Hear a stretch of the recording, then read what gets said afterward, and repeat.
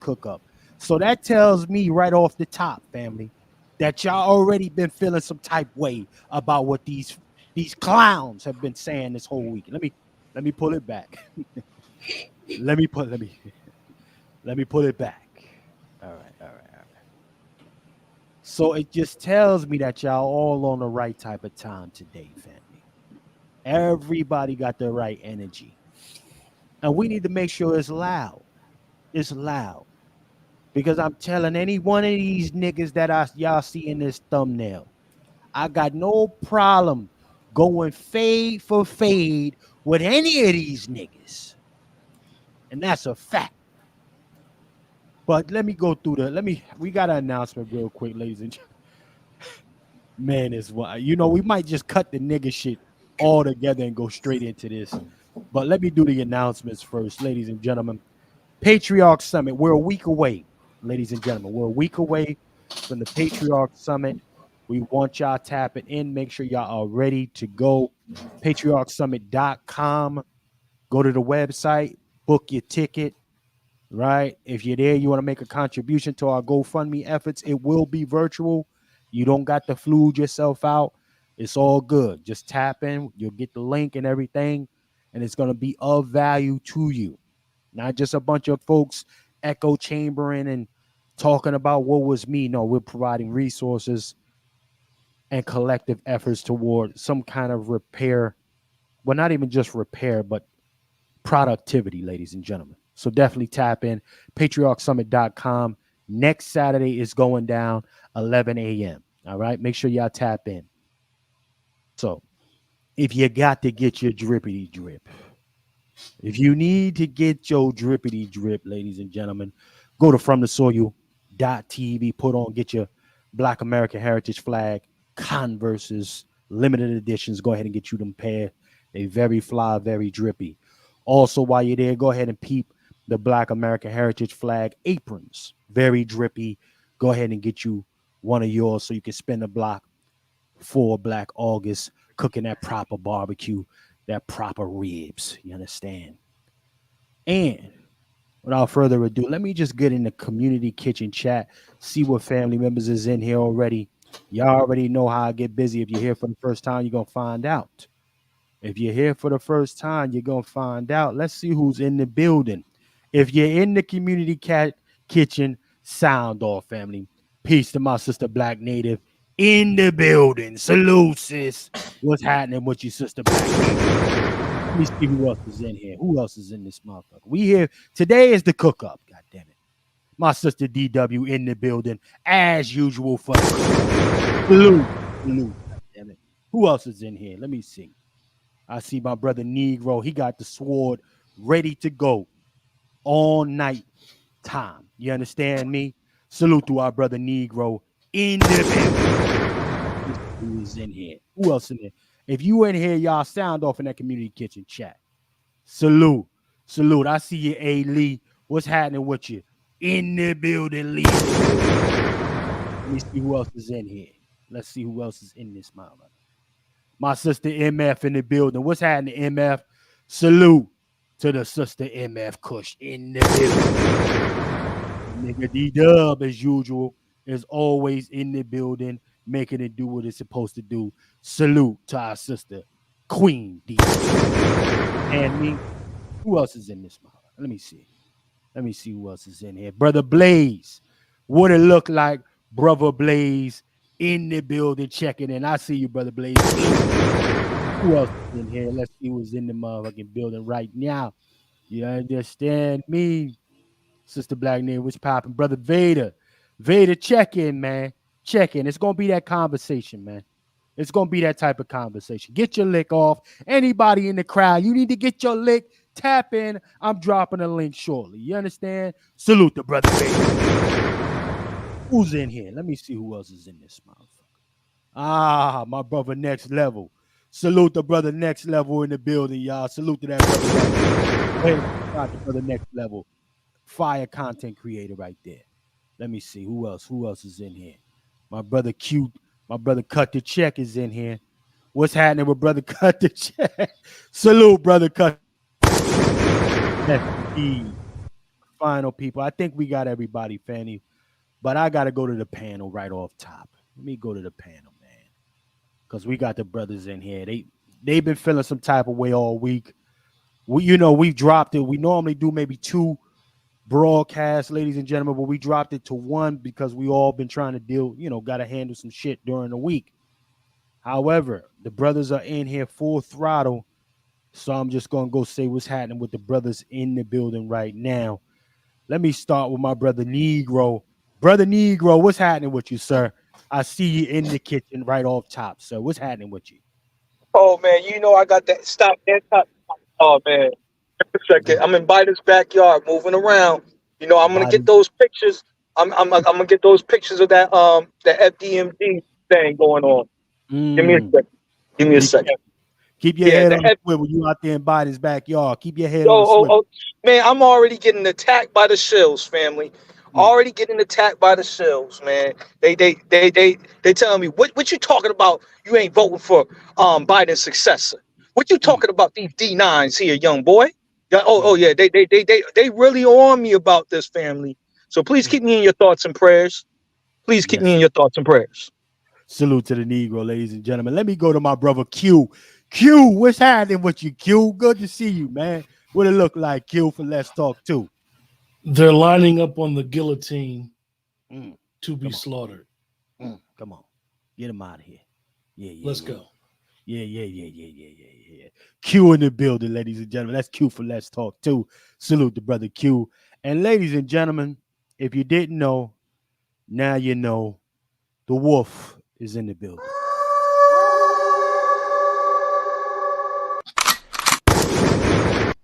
Brother Juan J. Johnson, how are you this afternoon, sir? I am doing exceptionally well. Looking forward to the cookout and Mm-hmm. looking forward to smoking some folks out the tunnels. Smoking some licks, some bootlicks. Yeah. We're going to smoke them out today.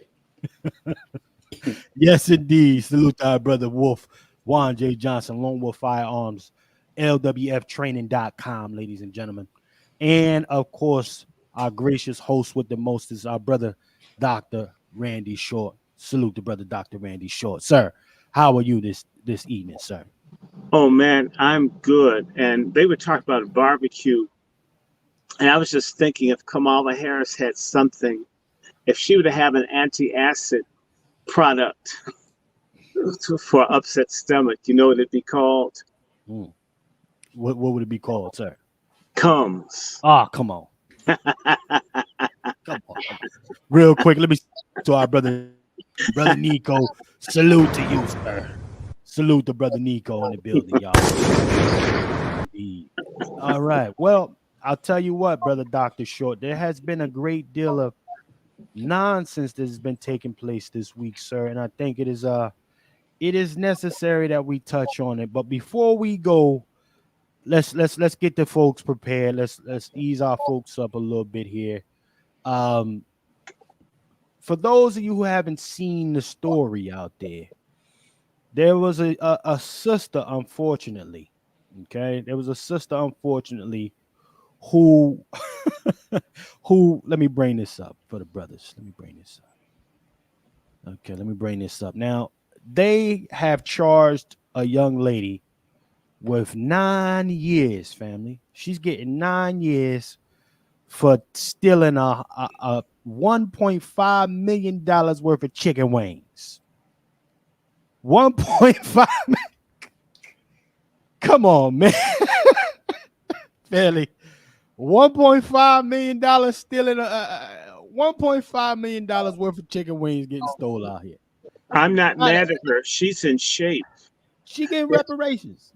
There, Shit. there's no Early. wait. When you steal that many chicken wings and you are not like a size 80, I want that woman needs to give her obesity reduction secrets to a whole bunch of people out here.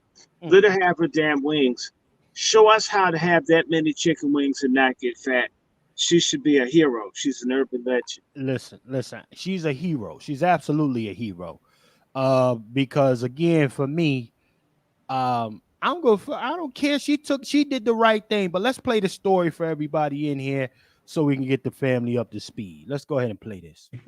Fair use. There were no shortages of people using the heart of the COVID-19 pandemic to run scams and get free money. But one woman decided she didn't need a partner in crime. She just would wing it. Kelsey Kernstein is here. She's got her blue cheese, her ranch ready for all that spice. Good morning, Kelsey. Mitch, you really can't make this one up. A woman stole more than $1 million worth of chicken wings, and the saddest part is she stole it from one of the poor school districts in Illinois where the need is great. Now, this 66-year-old, Vera Liddell, accused of a year-long chicken wing heist, well, she worked for the Harvey, Illinois school district for more than a decade. When the pandemic hit, she was put in charge of placing the orders for food. She used the position to embezzle 11,000 cases of chicken wings, costing up to $1.5 million from the district's food provider. She even used the school cargo van to pick that food up. Parents say it's disappointing to learn that the food and money meant for students were selfishly taken. This is the area that we live in. We live in middle class, lower than middle class in this area. So it really don't surprise me that somebody would try to get over, but it's kind of sad. And we do know that stealing went on for 18 months or close to it, and the districts caught the discrepancy during an audit. But what happened to all that food is anyone's guess. No one as of now seems to know what Liddell did with all those chicken wings. Mitch. Doggone it. That's what I want to know. Where did they all go? All right, Kelsey. Me too. Thank you. Shut the hell up. Listen, salute to that sister. God damn it. Yo, where's the smoke at for Brett Favre? Brett Favre stole from one of the most poor hold on, Negro. Hey, Negro. Negro sword is already out. Hold on, Negro. You gonna have plenty of time to get it off. We got a whole episode for you to get this thing off. But again, that sister's a hero. That sister's a hero. I don't give a fuck what nobody talking about. Yeah. Because again, we are looking at a situation here where she took from the district. If the district was so concerned, they do a better job of taking care of them kids in that damn district. That sister's a hero in my eyes. The hell you trying to? And then now you got these lilies over here. The chicken wing. Yeah. Chucking and get your silly ass out of here. Because I bet if she cooked them damn chicken wings, these two pieces of shit here be lined up to go get that damn chicken wing from that sister because they know we the only ones that know how to cook the shit. We the only ones that know how to cook the shit properly. God damn it. Yeah, wings and flats. Yeah, she drums. Listen. But salute to that sister, man. Salute to that sister for getting her lick. And of course, you know they got to do what media does. Find the only melanated, because I don't even know where my brother Negro at. I don't know what that other chick in the car's lineage is. You know. What was her hairline saying? Oh, wait. See, they cover the hairline, family. They cover the hairline. They know what type of time we on. Yeah. You know, lemon pepper, messing the lemon pepper up. Let me go to the brother Wolf real quick. Let me go to the Negro. First and foremost, was she in the wrong, brother Negro, for taking this 1.5 from the school district? I don't feel like she stole from the kids. However, she got her lick back from that district. Two different things. What say you, brother Negro? No, I don't think she should be even charged or anything. They have not yet charged Brett Favre. Brett Favre stole from one of the most poorest districts, and it seems like they're pushing that black on black crime narrative. That black on black crime narrative. And I'm not feeling the way that this was framed up and them yucking it up and saying it was chicken wings, this, that, and the third. Right. That's kind of my problem with that. And yet still they have not charged as of right now Brett Favre, and his ass is not in cuffs, and he's not off the NFL Hall of Fame. All right? But Negroes still want to watch the NFL. Right. See, so yeah, I'm about to start cooking some gumbo today because that really gets me upset that this black woman could show her little or this melanated woman, because if you're off code, I don't care if you're from the lineage, if you're off code, right? Wait. Then you're not black. I'm pulling the Joe Biden card right now in the Biden's backyard. You're not black if you're speaking against our interests. You're not black if you're selling out your brothers, even if they're wrong or right. I'm gonna hit you with that 50 Cent wrong. Even when I'm wrong, I'm right. That's how we need to be. And if you're not on that type of time, then nah, this ain't for you. This ain't for you. Right. Well, salute to the brother Negro. I'm gonna go through the panel, brother, starting from right to left. Let me go to my brother Juan J. Johnson. Now, brother Juan, righteous act or criminal, sir? What say you? Both. Oh, here we go. All right, brother Juan J. Both.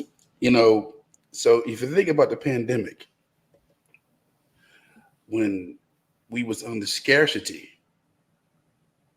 food, products, this happened during the pandemic.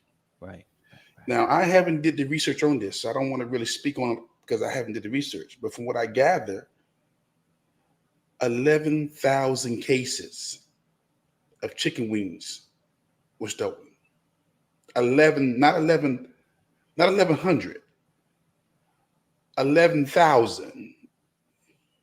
Let's put in perspective now. That's an 18-wheeler. Right. Whoever has those chicken wings, I hope you enjoyed them. But during the pandemic, all bets was off. Let me be very clear. During the pandemic, when there was scarcity, when folks was running to get what? Lysol, paper towels, and food, all bets was off.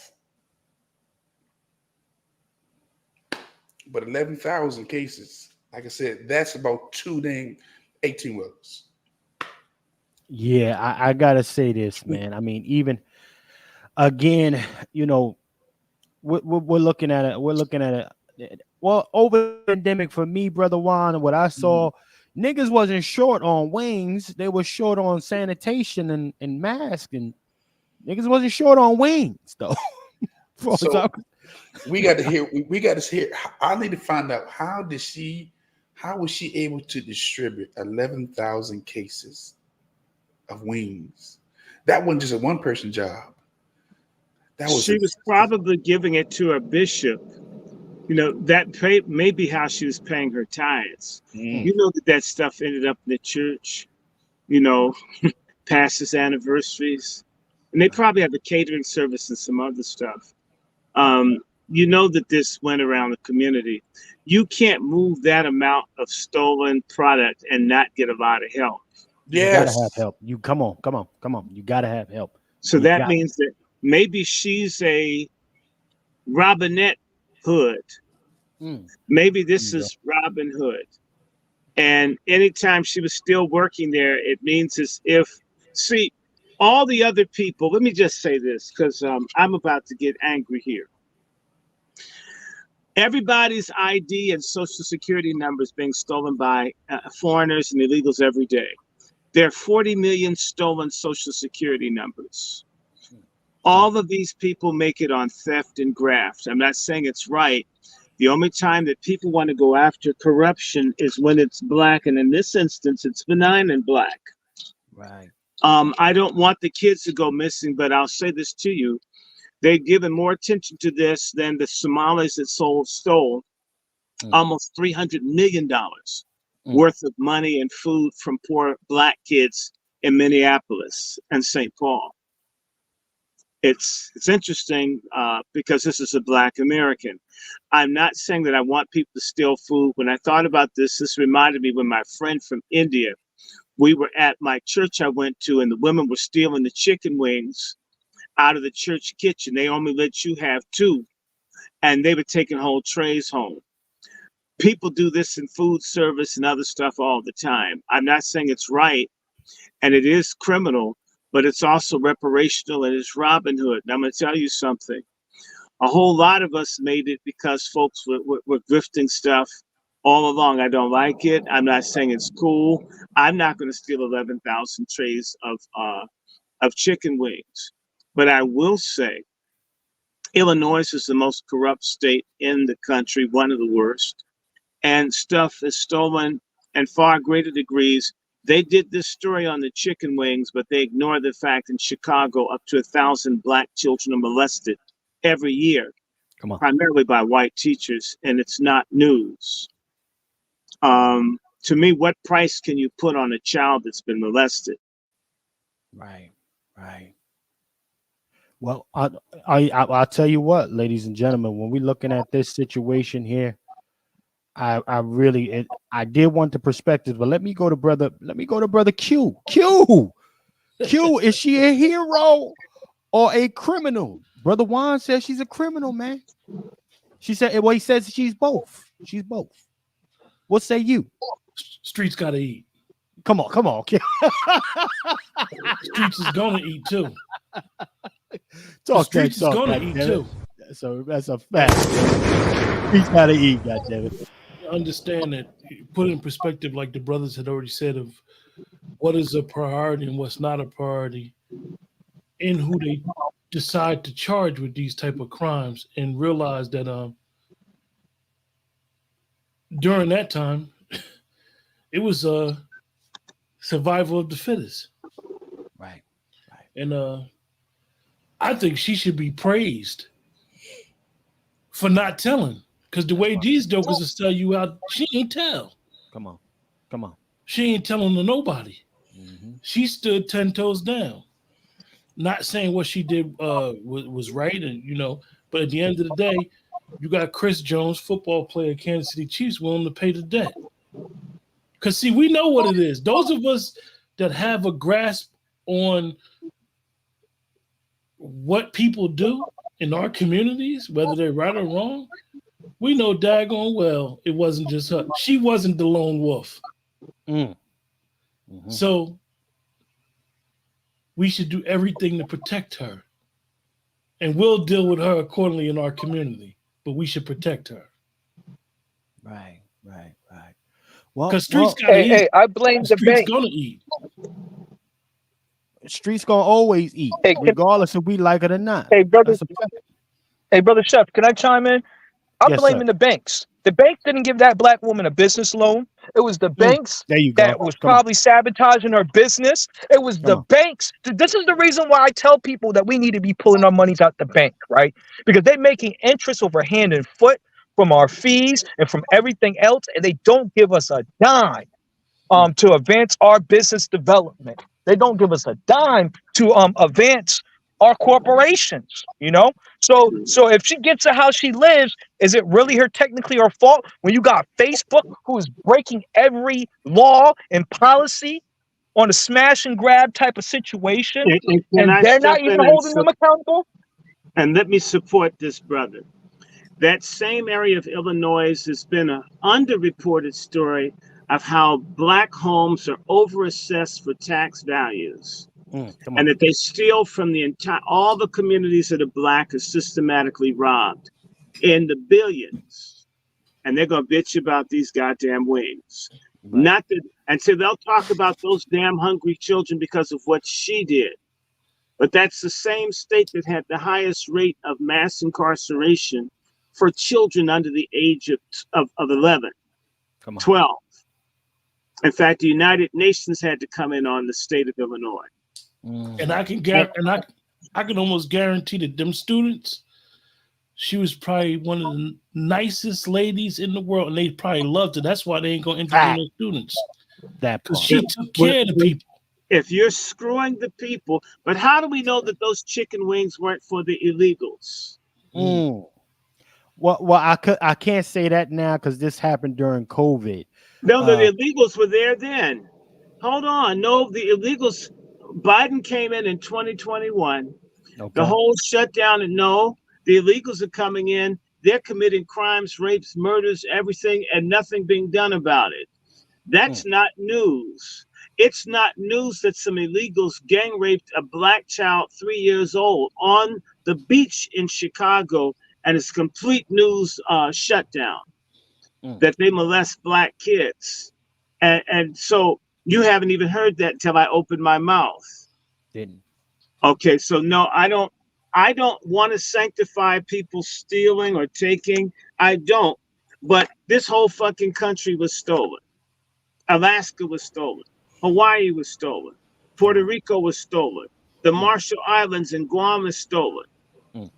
And when I was in the hospital, my organs they want to steal and kill me. We get robbed every single day.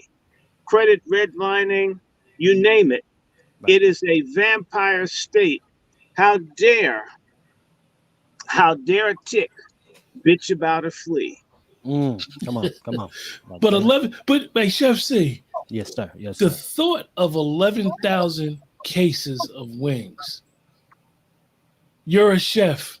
Don't do me that way. It wasn't. Listen, they wasn't all flats. They was the whole wing, chef. They wasn't flats and drumsticks. They was the whole wing. And let's be honest, there is no way she did this by herself. Salute to that sister. Salute to have. Listen, hold on. Salute to that sister for having a supportive community to help her run the play for the community, because that's not by herself. That's a community Those chicken effort. wings were in community centers. They were in churches. Come on. There's no way that wasn't shared. Obviously, that she's not big and sloppy means she wasn't eating them all. So it was moving around. The fact that no one's come forward to denounce her. See, when you've dogged the streets that Brother Q is saying need to eat, the folks will come out and call you. This is what's beginning to happen to Kamala Harris. She screwed people, no matter how much. We're going to walk all them down. Yes, sir. Okay. That's right. But for this lady, the silence. So was she a block? Was she a super mom on the block? Was she feeding and taking care of people? Notice nobody's come out and denounced her. Normally, when you commit a crime against youth, you commit a crime against the community, and you put a white television thing, puts a microphone in a nigga's mouth, they're going to sing like Aretha Franklin at her peak. Cool. The silence says that she was helping everybody. Maybe those wings, maybe, let's be honest, because y'all don't, let me just help y'all. Do you know what they've been doing? They have these feeding programs all over the country where they feed the immigrant and illegals kids and give them food every weekend to take home. But these are not offered to Black youth. I'm aware. Listen, let me back you up with this. All over the country. It happens right here down where I am. No. So I'm gonna back you up, brother Short. I'm gonna back you up. They get the chocolate French pastries from Panera Bread. All of these companies help these illegals out, sir. You're absolutely right. But none of it comes to our community. And not only that, down here, they put them ahead of the Blacks for turkeys and everything else. By the time we come, it's all gone. So it's time that we fight fire with fire. You know, I love Brother Juan, and I absolutely don't want black lawlessness, black on black lawlessness. However, when I look and I see all the grants, everything stolen, taken, and let's just be honest, the biggest graft of all is that the top 10% or 15% of Black folks get 90% of the $1.2 trillion that comes to the community, and they don't share with us, and they keep asking white folk for more, and they don't do it. We're going to talk about black on black crime. Let's talk about these thug-ass, elitist, backstabbing, genocide-mad folks who are for Holocaust Harris. Or come swallow, as I call her. Hold on. Don't go into it just yet, Brother Short. We gonna take a commercial and then we going into that. We gonna go into all of that. But listen, I second your sentiment, sir. I want to send a massive salute to the over 220 plus tapped in with us right now. That's a fact. So that means Black America been feeling some type of way. Let's get the likes up. Let's get the likes up. God damn it. Salute to let me also say salute to brother Negro and brother Blaze for hitting the for hitting the Cash App. Salute to these brothers for hitting the Cash App right off GP coming through, supporting the program. Sound the alarm. Drop the click. Salute to you, brothers. We appreciate y'all on this side. Let's take this commercial break, y'all, and let's not play around with this shit and get into what we here for. How about we do that? Let's take this brief commercial break. We'll be right back. Salute to everybody that's in the building with us.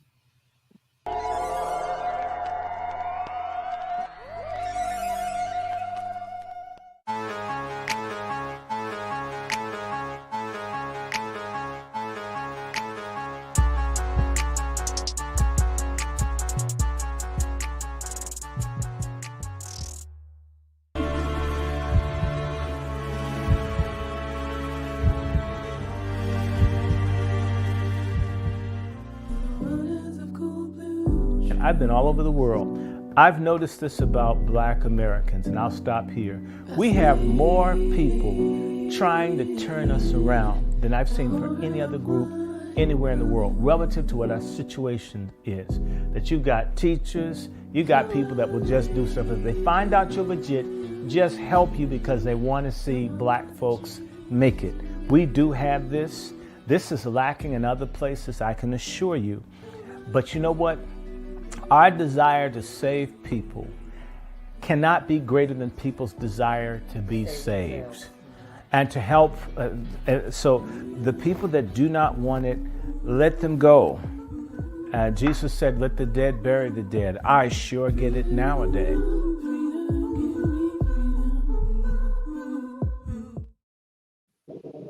Really quickly, ladies and gentlemen, before we can talk about the present, we must understand the past, right?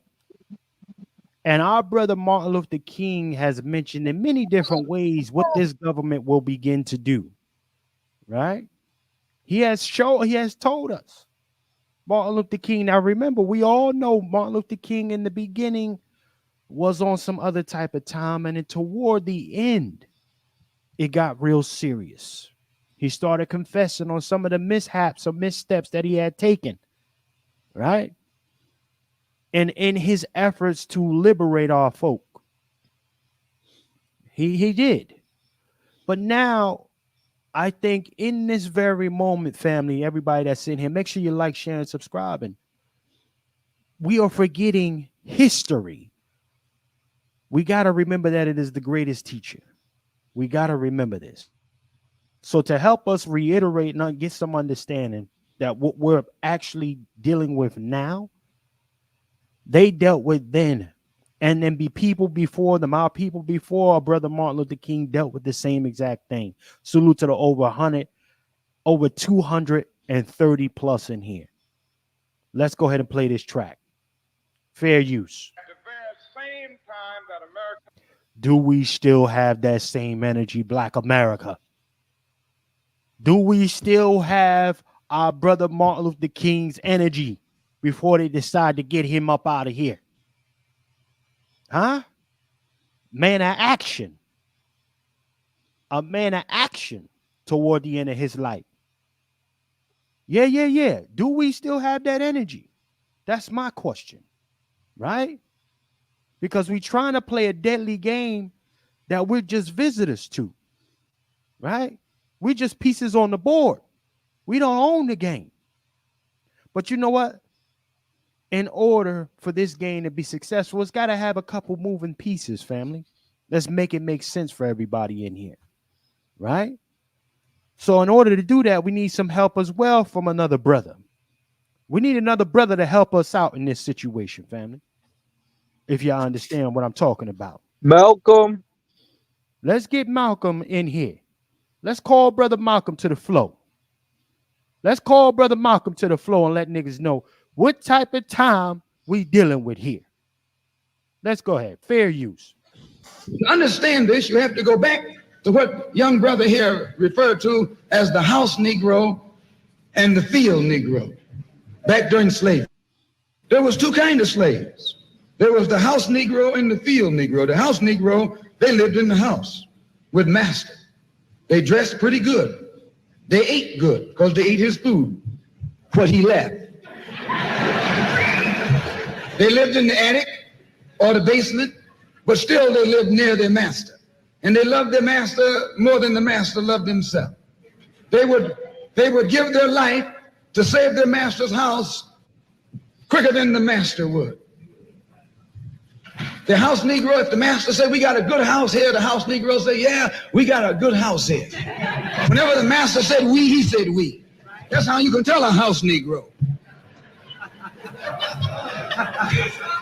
If the master's house caught on fire, the house Negro would fight harder to put the blaze out than the master would.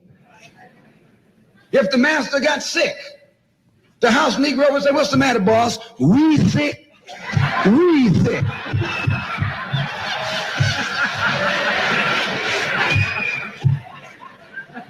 He identified himself with his master more than his master identified with himself. And if you came to the house Negro and said, let's run away, let's escape, let's separate, that house Negro would look at you and say, man, you crazy. What you mean separate? Where is there a better house than this? Where can I wear better clothes than this? Where can I eat better food than this? That was that house Negro. In those days, he was called a house nigger.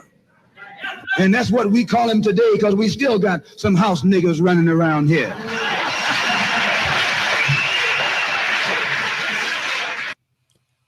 Let's get into this damn thing. Huh? I'm going to start from my brother Vader first. And then I got some other clips. But y'all see the jigaboo. Y'all see jigaboo on the screen. Eyes buck the fuck out. Damn, they're about to buck through the screen. Don't say nothing about reparations now. Who's now? These Negroes. Brother Vader, what's your interpretation of our brother Malcolm's perspective when it comes to Negroes chucking and jiving and tap dancing for massa? What say you, brother Vader? He's a prophet, right? He's talking to us. He's time traveling. He came here, he saw, and then he went back and he told us what was going to happen, right? He saw it in his time, and he leapt forward in time to see if it was going to change, and it didn't. And so he's a prophet. And the we has expanded, right? Because not only was he talking about the house nigga and their affiliation with massa, right? He was talking about these cosplayers that these skin jobs that walk among us, and well, we, and then you check their background, and they're you y'all. Come on. You know, the y'alls and the yous come out right after we uncover why is this person saying we, and so the chief we right now is Kamami herself. That's right. Saying we, and we got her Ella Fitzgerald records and her collard greens in her bathtub talking about we, and we're like, what? We bought that record 50 years ago. Come on. We ain't never washed nothing we eat in the damn tub. Not a damn thing. Come on. Right? Cook. And so, you know, this man is a time traveler. He's one of the first. I land. Salute to my brother Vader checking in, man. Salute to our brother Vader Base. Again, the creator and founder of the Vader Base app. Ladies and gentlemen, Black American Supply Security and Supply, pardon me. Brother Vader in the building, ladies and gentlemen. Let me go through the rest of the panel. My brother Wolf, you heard brother Malcolm speaking of these very Negroes. Ooh, man, I tell you, I have no problem. These are the Negroes I've been preparing my whole life for. To see them. You understand? And this is why you stay in the gym. You got to stay in the gym. Keep your mind right, because these are the Negro. They will crash the fuck all the way out for massa. Oh yeah, Ricky Smiley waving his finger at niggas. Talking about we got to do our studying. This Jigglypuff ascot wearing ass nigga right here, he been pointing his finger at folks forever, waiting to get patted on his ascot by his Democrat daddy and mommy.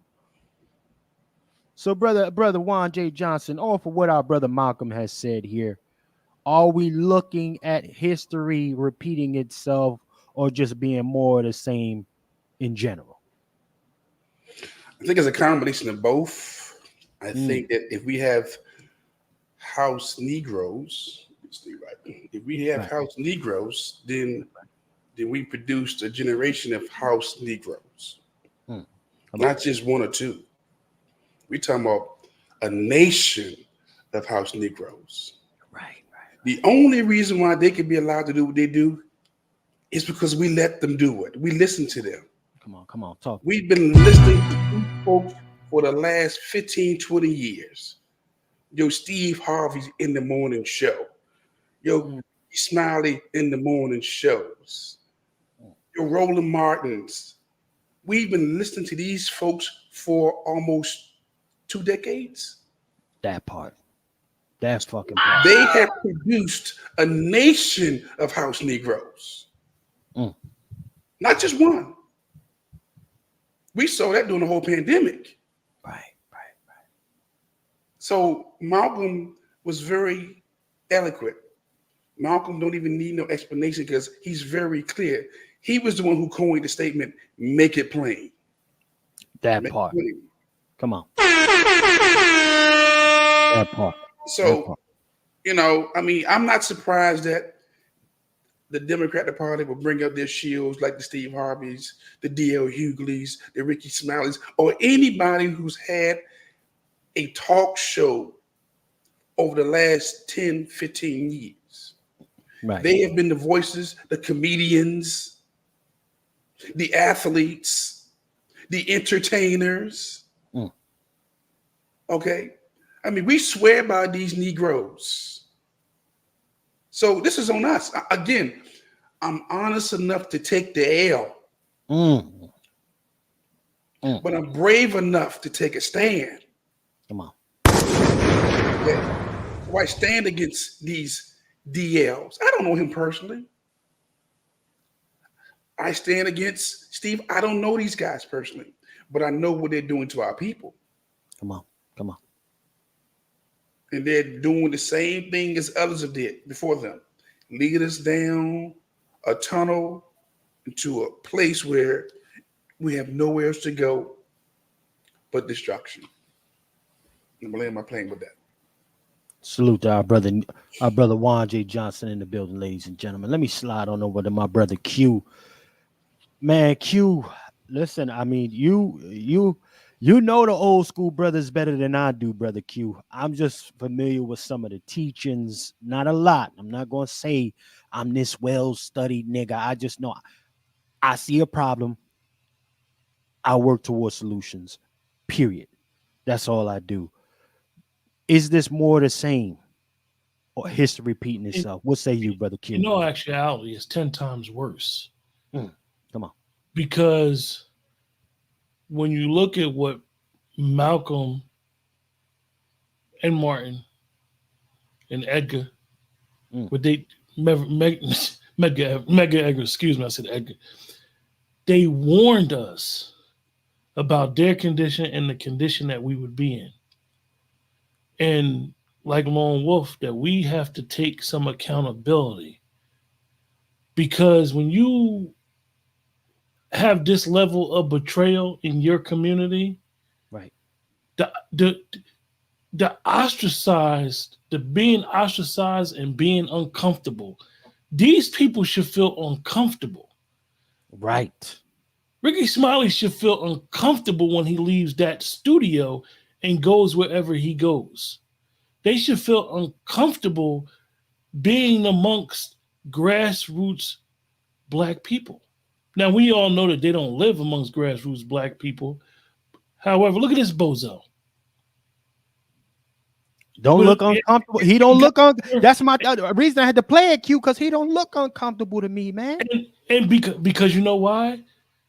His whole spill is his closeness to whiteness.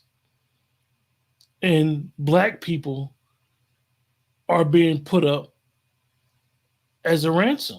These people don't care. These people don't care about what's going on in inner cities. They could care less. And they're willing to sell, they will sell their mother out to get close.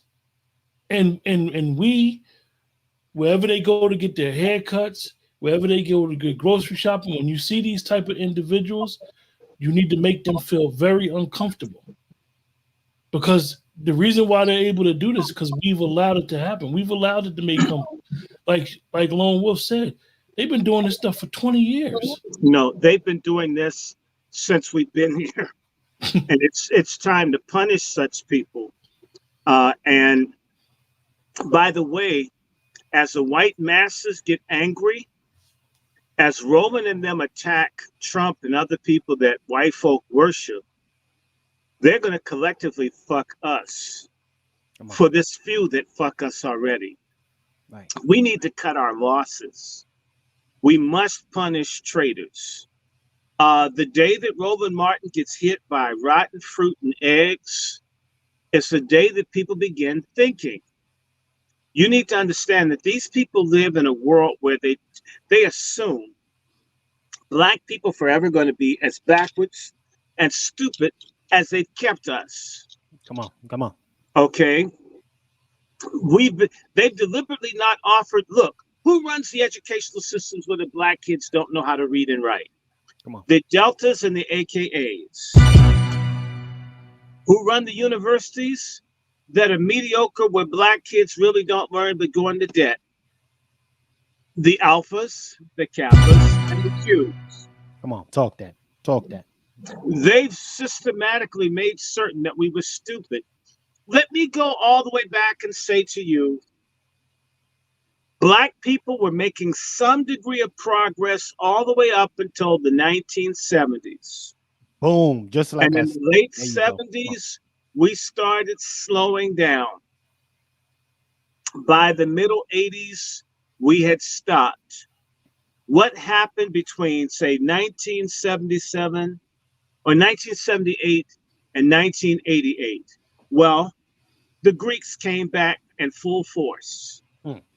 Because when you had Black power, when Black was beautiful, that shit went out. They're the antithesis of Black freedom. They're antithesis of Black pride. They're the antithesis of Black liberation. Come on. They're the antithesis of Black reparations. They're enemies. They're traitors.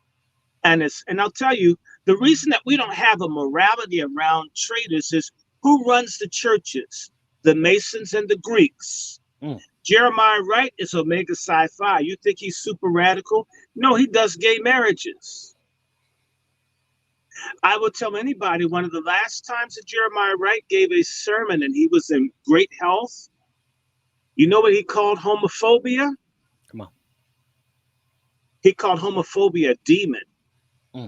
That God delivered him from his dislike of sodomite living. God did it, says Jeremiah Wright. I was there, and I'll tell anybody, I shook his hand on the way out with my eyes like this. And when I got my mother's Lincoln Town car, I says, Mom, you worked with gay people. Daddy worked with gay people. I've worked with gay people. All we've done is accepted people, but we told people the truth about the consequences. Why does he need to come to church and sanctify something that we know destroys people? Said, you know what? He did that in the church. God's going to strike him the next 2 weeks, 3 weeks. He's never going to recover from the sermon that he gave today. 2-3 weeks later, you know what happened? Jeremiah Wright had a massive stroke from which he has not fully recovered. That sermon was given in 2017 at Michigan Park Christian Church. Wow. You know, and I will go further to say to you, go ahead. The National Newspaper Publishers Association has other Black newspapers. Right. Well, who runs the NNPA that's not saying anything, that's not educating people about Biden, that's not educating people about Kamala? Ben Chavis. Ben Chavis is a what's that damn group called? A Sigma. Right. Who was the biggest fag hag congressman in the U.S. Congress until he died? God bless him. John Lewis. John Lewis is a Sigma. Come on. When you start seeing all this gay agenda and shit, these are fellow frats. They'll put, if their frat is on a gay agenda thing, they will get with him over the sanctity of the black family, the sanctity of the black woman, the sanctity of black manhood, the sanctity of black children. Right. John Lewis died with a bill to promote allowing black children to be accessible to be fucked by white people on his desk. And they'll tell you he's a hero. You mean if I fucked some of you guys' kids, I'd be a hero? If I pledged? The answer is to them, yes. Come on. Cool. This is, you wonder what? These are the people in the Congress that were black that voted for the Biden bill. Oh, many members of the Congressional Black Caucus supported the mass incarceration. That's why they can't criticize Biden. He can call out their damn vote. Let him cook. This was done by the Greeks in alliance with white supremacy, because just like with eugenics that W.B. Du Bois and the others promoted, he let it be known, Du Bois, that we need quality, not quantity. In other words, people like me need to exist, not broke black people. Every people have mostly poor, struggling people. Who the fuck are these people? Why do we respect them? And this bald-headed buffoon Come on, cook that. is a distant relative of mine. I'm glad we haven't met. Cook that nigga.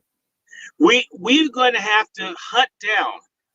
And I see the reason we don't think this way is, where would you be taught how to be a people, or how to be men, or how to stand up if the church is bent over? Like what's likely to happen this week, it's likely that the oldest continuous black institution in this country, the African Methodist Episcopal Church, is likely to become a gay affirming church. If people like Ravi Perry, a HIV/AIDS positive professor of political science at Howard University, who was chairman of the political science department at Howard. Now, what do you think he's fighting for? These people, all this whole gay movement, all this feminism, this is from the Greeks. Dickie Smiley, he's from Howard. Yeah. I think he's a Q. And I'm gonna say it, I don't care who doesn't like it. Growing up around the HBCU, it's something I noticed early on. Lots of unhappy professional black marriages. The resumes look good. It's a power couple, and he went to Howard, and he went to Harvard, and she went to Spelman, and she went to Radcliffe, and he's a dentist, and the wife looks like she hasn't fucked since Jesus escaped from Herod. Come on, cool. The husband's bisexual, and she likes dick more than pussy, but don't get much dick, so she settles for pussy. This is what the Greeks are. They're a bunch of fucked up families that have a whole bunch of bisexual dads and moms who have these Greek letter arranged marriages. Well, I'm gonna get you a woman that doesn't mind you sucking my dick. And they get her a woman, he doesn't mind you getting your pussy munched by a woman. That's why this shit moves like it does. It's because that's how you join. The AKAs were started by Pussy Munching Dyke. These things all have this stuff. At Howard, let's say we tried to have a rally about apartheid or a rally about Forsyth County. The Greeks would come out and start doing gay shit and titties flat. And I'm going to tell you something, which is why we need to talk about God. As long as black people are Luciferian instead of God-centered, we're damned. Come on. We're fucked as a people, because right now, and I'll just say it, niggas hate the Bible, niggas hate white Jesus, and don't respect the black one. They say ancestors out the ass, but if your ancestors were in the Bible, why do you hate it? On one hand, you say King James is black. Then you say he's gay. When you want credit for black people have something to do with the Bible, you claim it. Then when it holds your ass to some sort of morality, you call it hypocritical because King James is faggot and you can't prove it. I mean, we are brothel full of demons mentally upstairs as a people. That's why this shit keeps happening. I'm gonna just say some shit. We got a couple hundred people listening. I shouldn't be alive right now. I had severe sepsis at home before I went to the hospital. I could have died at any moment 2, 3, 4 weeks ago, easily. I'm convinced I'm here because the good Lord wants me here. I have stage 4 cancer. I have dick cancer. And we're going to do some shows. We're going to be talking about dick health and dick lives matter and all this stuff and black dicks matter. We're going to do it. I've got stage 4 cancer. I got given bad blood 2.5 years ago, with drug-resistant bacteria that kills people with heart valve surgery, which I had. The doctors at Johns Hopkins Hospital, aka Henrietta Lacks U, are all freaked out that this deadly thing didn't do a damn thing to me in 2.5 years. Come on. This God shit is real. This hedonistic faggot, drugs, worship white people, and ignore God, the creator shit is death, and that's where we are. And we're going to have to decide to commit suicide as a group or to live with God and be able to withstand all the people that want to fucking take us out. And it's one way or the other. I'm going to tell you something. In the Bible, the Hebrews always had righteous leaders and corrupt leaders. The corrupt leaders were always for sodomy, baby killing, feminism. They've always been for that. When you have one, you got all free. The righteous people were for God, family, land, freedom. Facts. That's the split we've got now. And if you're not with God, any of you listening, then you're for slavery, genocide, faggotry, baby killing, and masculinized women. It's one thing or it's the other. Facts. And so Roland Martin, who is a failure, and he's a Haitian failure, not even fully one of ours. Facts. We let and you need to understand something about the Greeks. If you pledge and you make it to the fraternity or sorority, they're more important than anybody else. So there are lots of Caribbeans and Africans that join fraternities and sororities. That makes them have Black American status without any sacrifice, without any loyalty, without any commitment, with the traitor group that runs us. Which is why when they fuck us in the hospitals, like little nasty Africans had to deal with in the hospital, not many, but 1 or 2 that were nasty enough for me to write up their asses in a survey. The reason that you don't hear anything when people's mothers and folk get killed in the hospital by these people, you hear silence because you know what? They were online with people from various countries. So a lot of the people that are Greeks aren't even FBA. The FBA takes white people. They'll take anybody. They just don't want the Black masses. These people exist to exterminate us. Either we take them out or they'll take us out. Cook. God damn it. Cook. Their skin jobs. Listen. We're here. We're here to have a conversation today, y'all. We're here to have a conversation. It's not about being politically correct. These people have openly waged war on us. Let me play a little bit more for our brother real quick, just so we get an understanding of these house Negroes. Let me go ahead and play this. Let me play a little bit more of this. Brother Malcolm.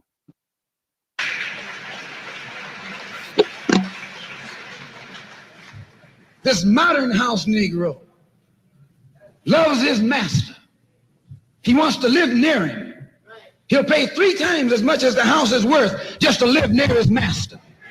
And then brag about, I'm the only Negro out here.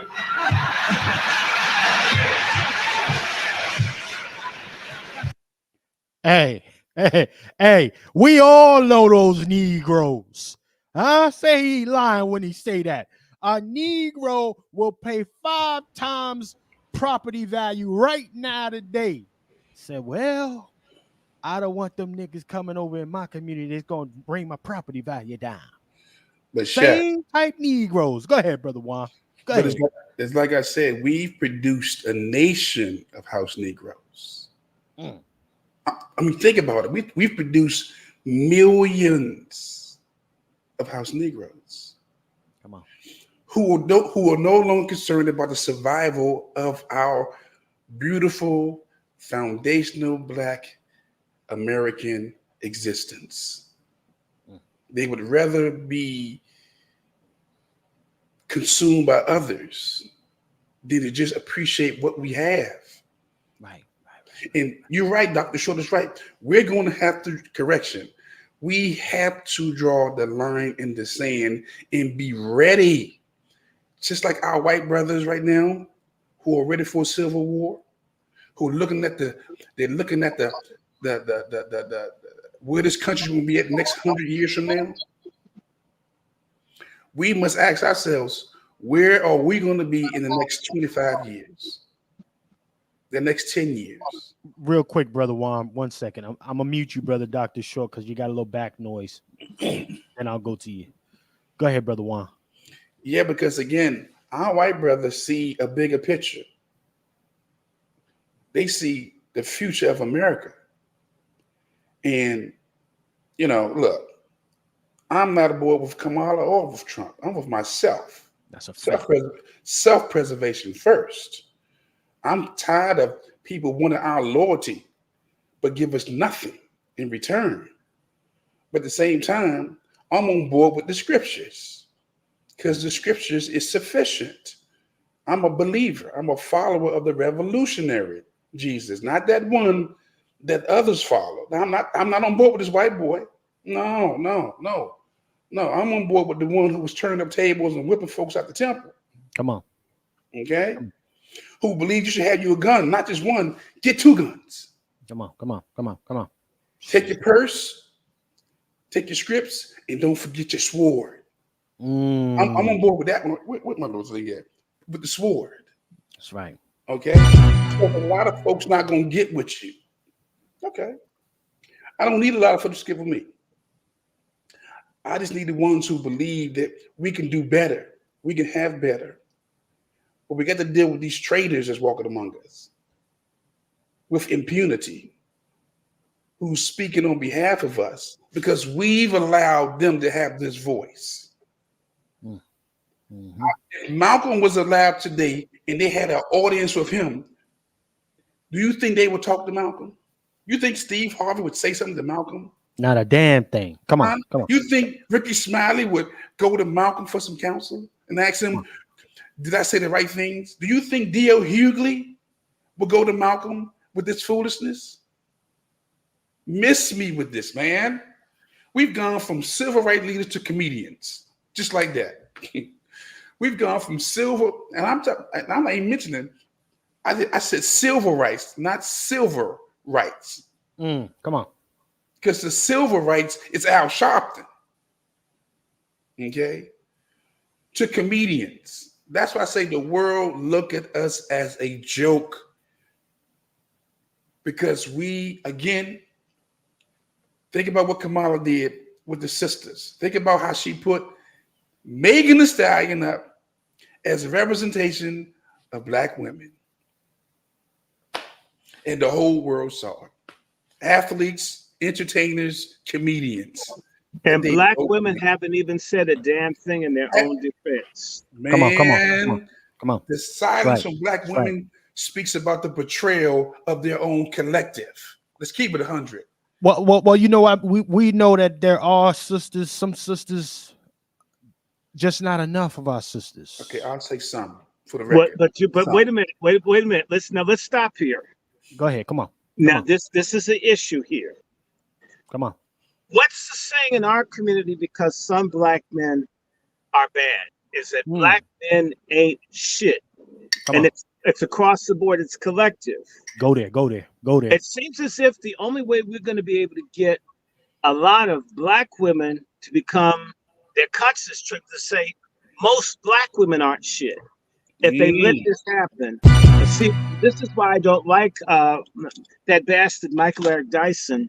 We keep calling people queen. I think we need to bring the B word back. It's not used enough. Come on. And it needs to be appropriate at who we're calling one and why. Many of the bitches are men, but some of these bitches are women. And we're the only men in the world that do not discipline black women. We're the only men that don't discipline our women. We're the only men that don't call women out, that don't correct women. And this is a problem. And yes, someone's going to lead. And somebody's got to follow. Come on.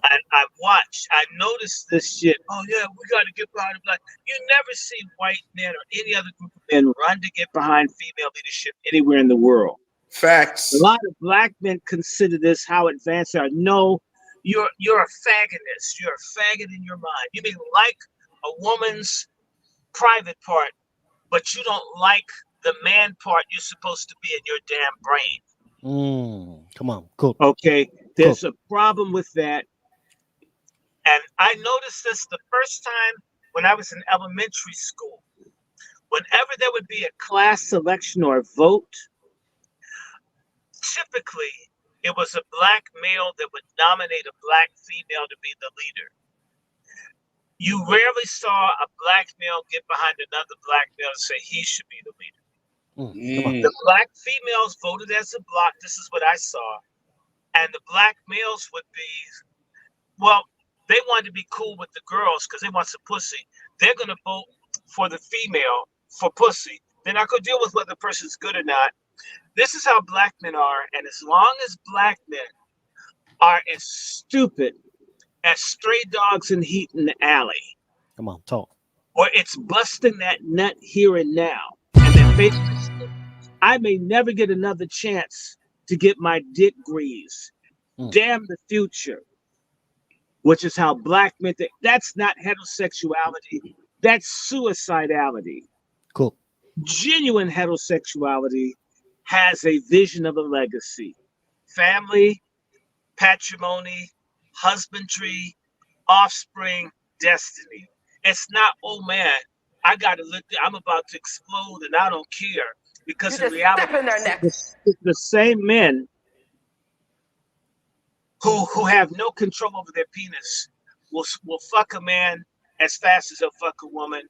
And I refuse for anyone to try and tell me it's not the same. Because in reality, it has nothing to do with love or commitment or dedication or something that creates something that's going to last long.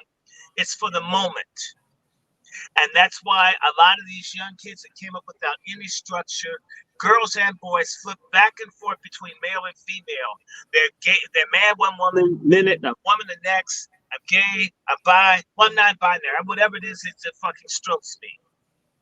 That non-binary is a word, but non-binary has been here a long time. Actually, binary means there's two and there are rules. Non-binary means there's many and there are no rules. And we've had a lot of black people that are subversive, degenerate, rebellious scum that do every and any vile thing. And they don't deserve our protection or respect. And I'm sorry, the minute, in fact, let me say something to the men listening. I've worked with people, multi-ethnic, 40, 50 different ethnic groups. When they would see black women yelling and screaming and acting out of order, they didn't look at the black women. They looked at black men as weak children. Child. Because, you know, that doesn't happen for the Spanish. That would be shut down. They tell the woman to shut up. I go, man, you can't tell her to shut the fuck up. A lot of stuff would be cut off if people were told to shut up. Well, you can't tell her to shut up. You can't do that. You can. Well, then how do I have any authority if I can't check anything? Well, you have to use psychology. This is what these little bitch administrative women in the school would say Facts. Now, they would be all kind of shitty towards male teachers, can't control these unruly bastards of these whores who lay up with everybody. If you halfway corrected a youth, oh, you hurt him, you have to use that woman be the first person to be super forceful, violent, and abusive. It's okay if women tell people to shut up. It's okay if women put their hands, but don't you, especially as a righteous man, do anything. Same way a woman will get with the man that will kick the shit out of her every day if he's abusive. But if he's righteous, he can't ask her to do stuff. And it's a challenge you won't dare use. And I'm not encouraging force or violence. I'm saying the respect should be there when we just talk to each other. But that respect isn't there. And the answer isn't violence. The answer is we're going to have to, the same way that we have to walk over cadavers, we're going to have to take our young men and maybe some of our women to other cultures and marry them off to people that want to form families. Because the rot of the ones who do not want to be wives or husbands is too many. Well, hold on, gentlemen. Hold on. I have my brother Vader. My brother Vader been waiting in the wings real quick, and then we got to swing the queue. We got to get these brothers back in the conversation. Brother Vader, what's on your mind, brother? Talk to me about this, man. It's debacle here. Come talk to me. I'm just listening to everyone with their submissions, and if you play the two videos that you did back to back, you know, Martin and Malcolm, right? And I don't mean to be disrespectful, so I'll say Dr. Martin and that's right, yes, sir. and our prophet brother Malcolm. If you play them back to back, one person clearly defines the mission, and the other clearly tells you what the mission obstacles are going to be. And so for having a blueprint for what we're supposed to do and how we're supposed to get it done for decades and then not accomplishing that, we got to look at ourselves and realize that we didn't do what we were supposed to do. We had everything that we needed, and so from this point forward, we got to execute the way we're supposed to. So I'm just going to land on that. Salute to my brother Vader. Chef, salute to him. I just have to add this. People need to remember that the Black leadership that would have done what Brother Vader's talking about, they were all destroyed by the Boule. The Boule had agents on site to watch Martin Luther King be shot. That's Jesse Jackson and Billy Kyles. Right. The Boule signed off on Medgar Evers' assassination. Come on. The Boule was aware, and the Boule helped spy on Malcolm X. People need to understand that the Boule cooperated with the murder of civil rights workers in Mississippi.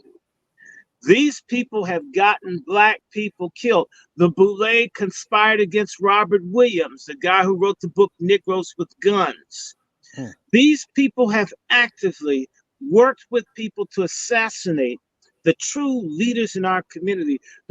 See, only a small percentage of any population is leadership. Come on.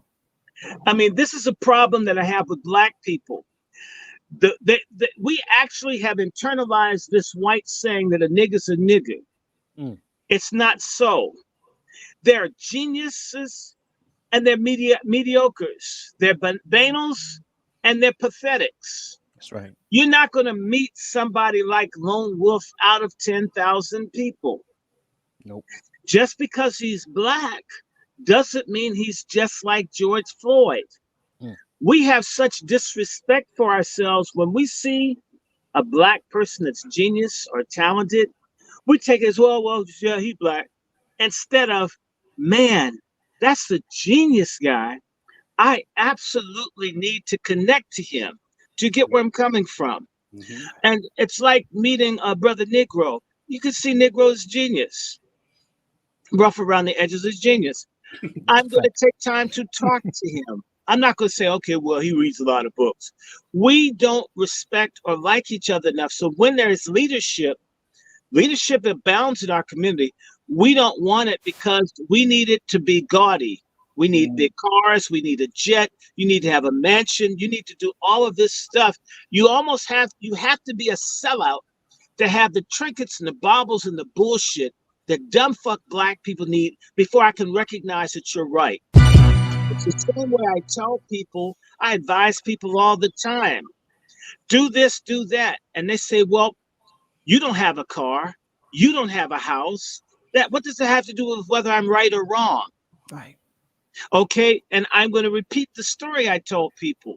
And last time, the Jesuit, the expert, said black people lack a committed, dedicated, truthful cadre of men that look out for black people's welfare. And every time you see a black person emerge, whether it is Huey Newton or any of them, the Boule has helped target them and kill them and destroy them.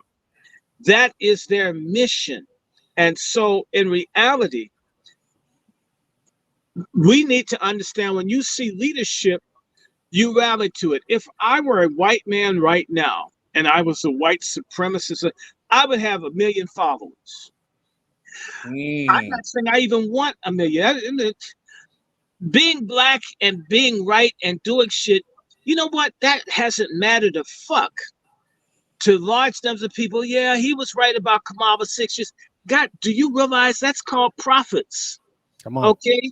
If I wrote 4 years ago, yesterday actually, that Kamala Harris would be running for president of the United States, and put it in writing and published it, and now it's happening.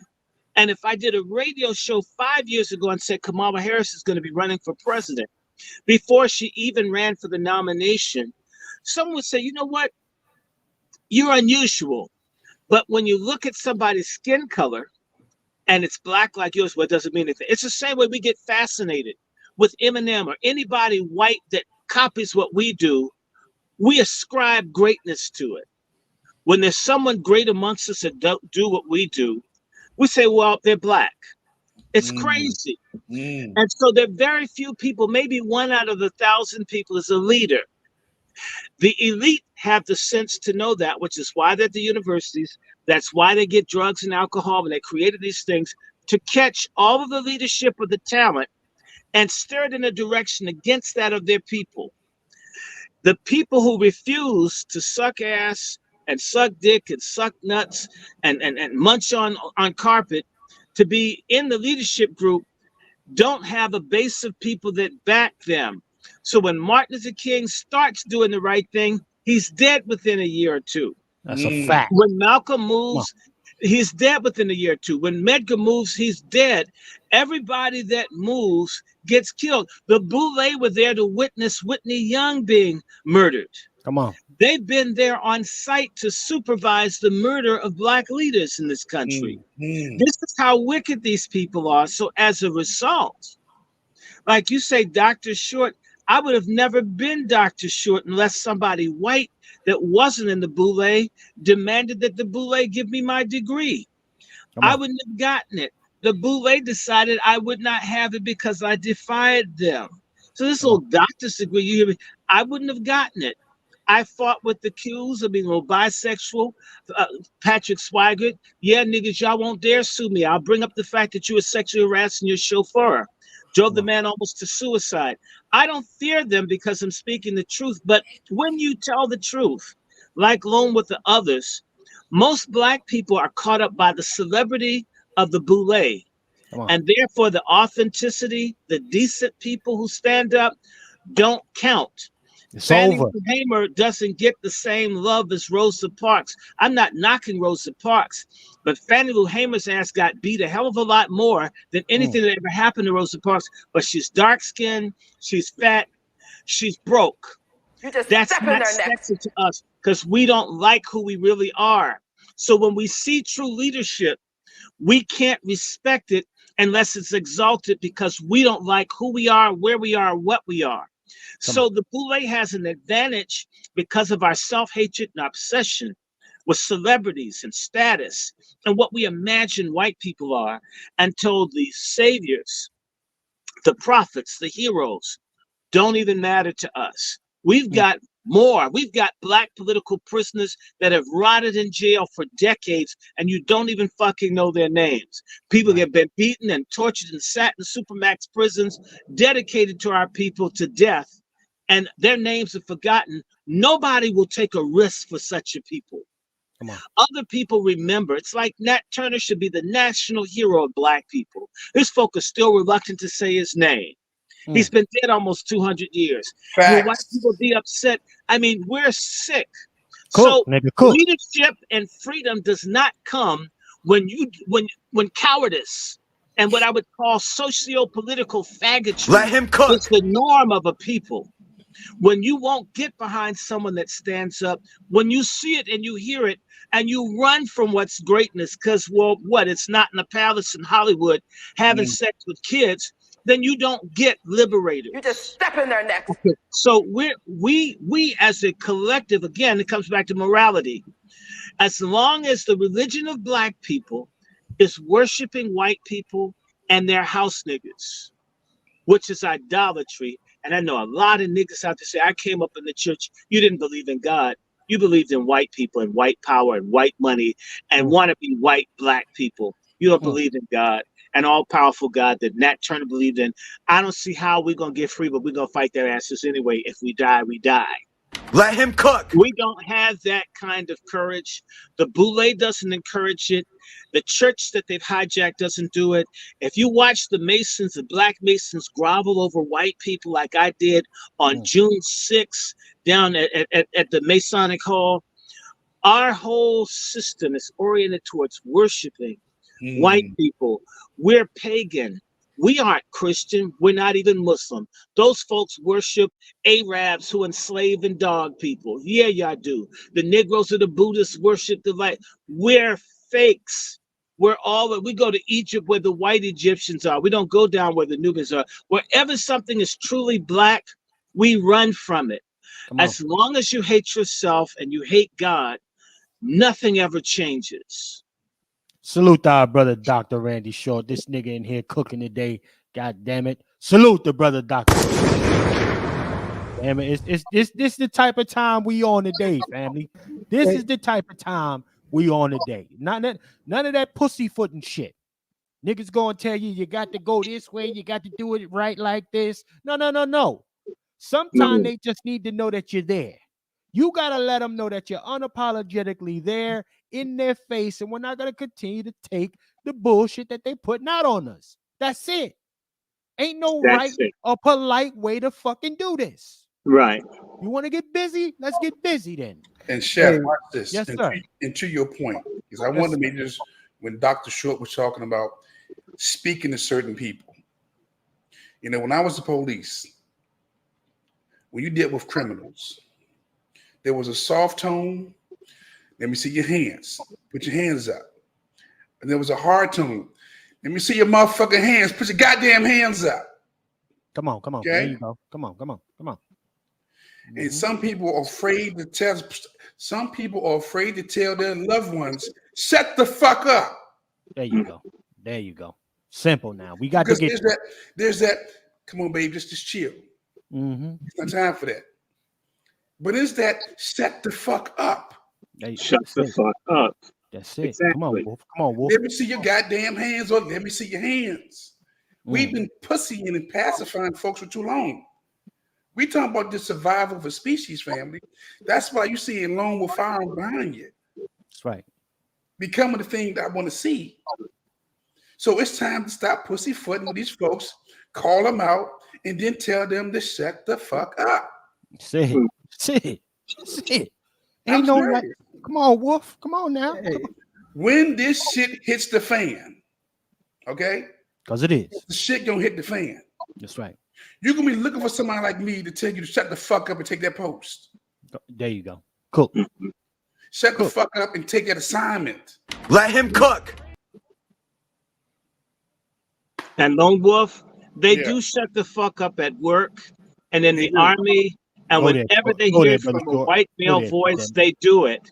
We must instill a fear and a respect, as it says in Machiavelli, It's better to be feared than loved. Facts. In fact, but our community in particular, the Black man's always striving to be loved, like the world's gonna run out of pussy. It's okay if some people hate you. They're gonna hate you no matter what you do if you're Black anyway. So why not be feared since you can't help being hated? Come on, nigga. What's wrong? Yeah. Oh, hold on. They We live got for my the brother. applause of men. Yeah. They live for the applause of men. Yeah, you understand? They live for the fucking applause of men. Come on. And when they finish with you, like every tool worker, he breaks it. Or a condom. You roll it off and throw it into the gutter. Like a hoe. Come on. Yeah, sure. Yeah. Listen, real quick. Pause, gentlemen. Ladies and gentlemen, if you're fucking with the cook up this afternoon, show some likes, some saute pans, some ones in the chat. Put some respect on what we coming with here today, ladies and Chef C, it's time to do a commercial for PatTalk for the Patriarch Summit.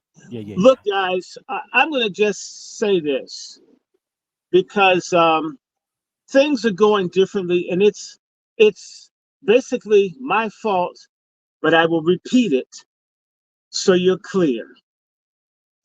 We need about $1,000 to really retire all the debts we've run up to do this Patriarch Summit.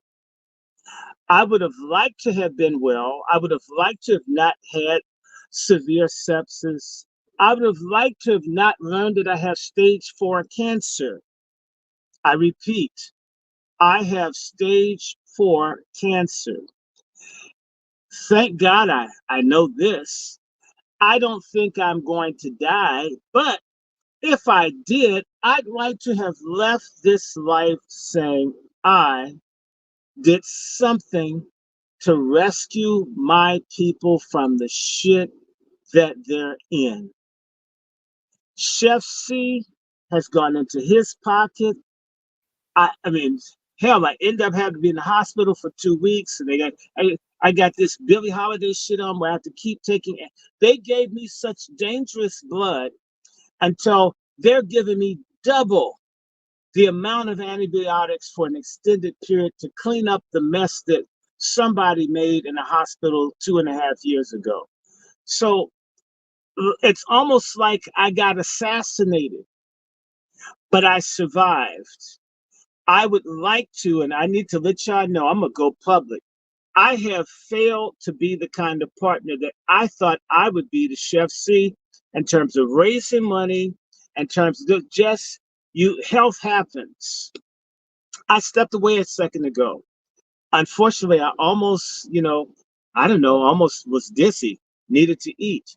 All of this crazy stuff has happened, but I feel like it's a move of evil to stop me. If I had died a few weeks ago from septicemia, it would have ruined the Patriarch Summit. All kinds of craziness has happened. The mess with Chef and I trying to do this. Chef doesn't like begging, but I'm telling y'all, we need to make it rain on the Patriarch Summit to pay the final expenses, and understand it's going to be shorter because I'm not well. Okay, I would love to be well. I can't believe the timing of how I had acute kidney injury, which can kill, bacteremia, which leads to septicemia, severe sepsis.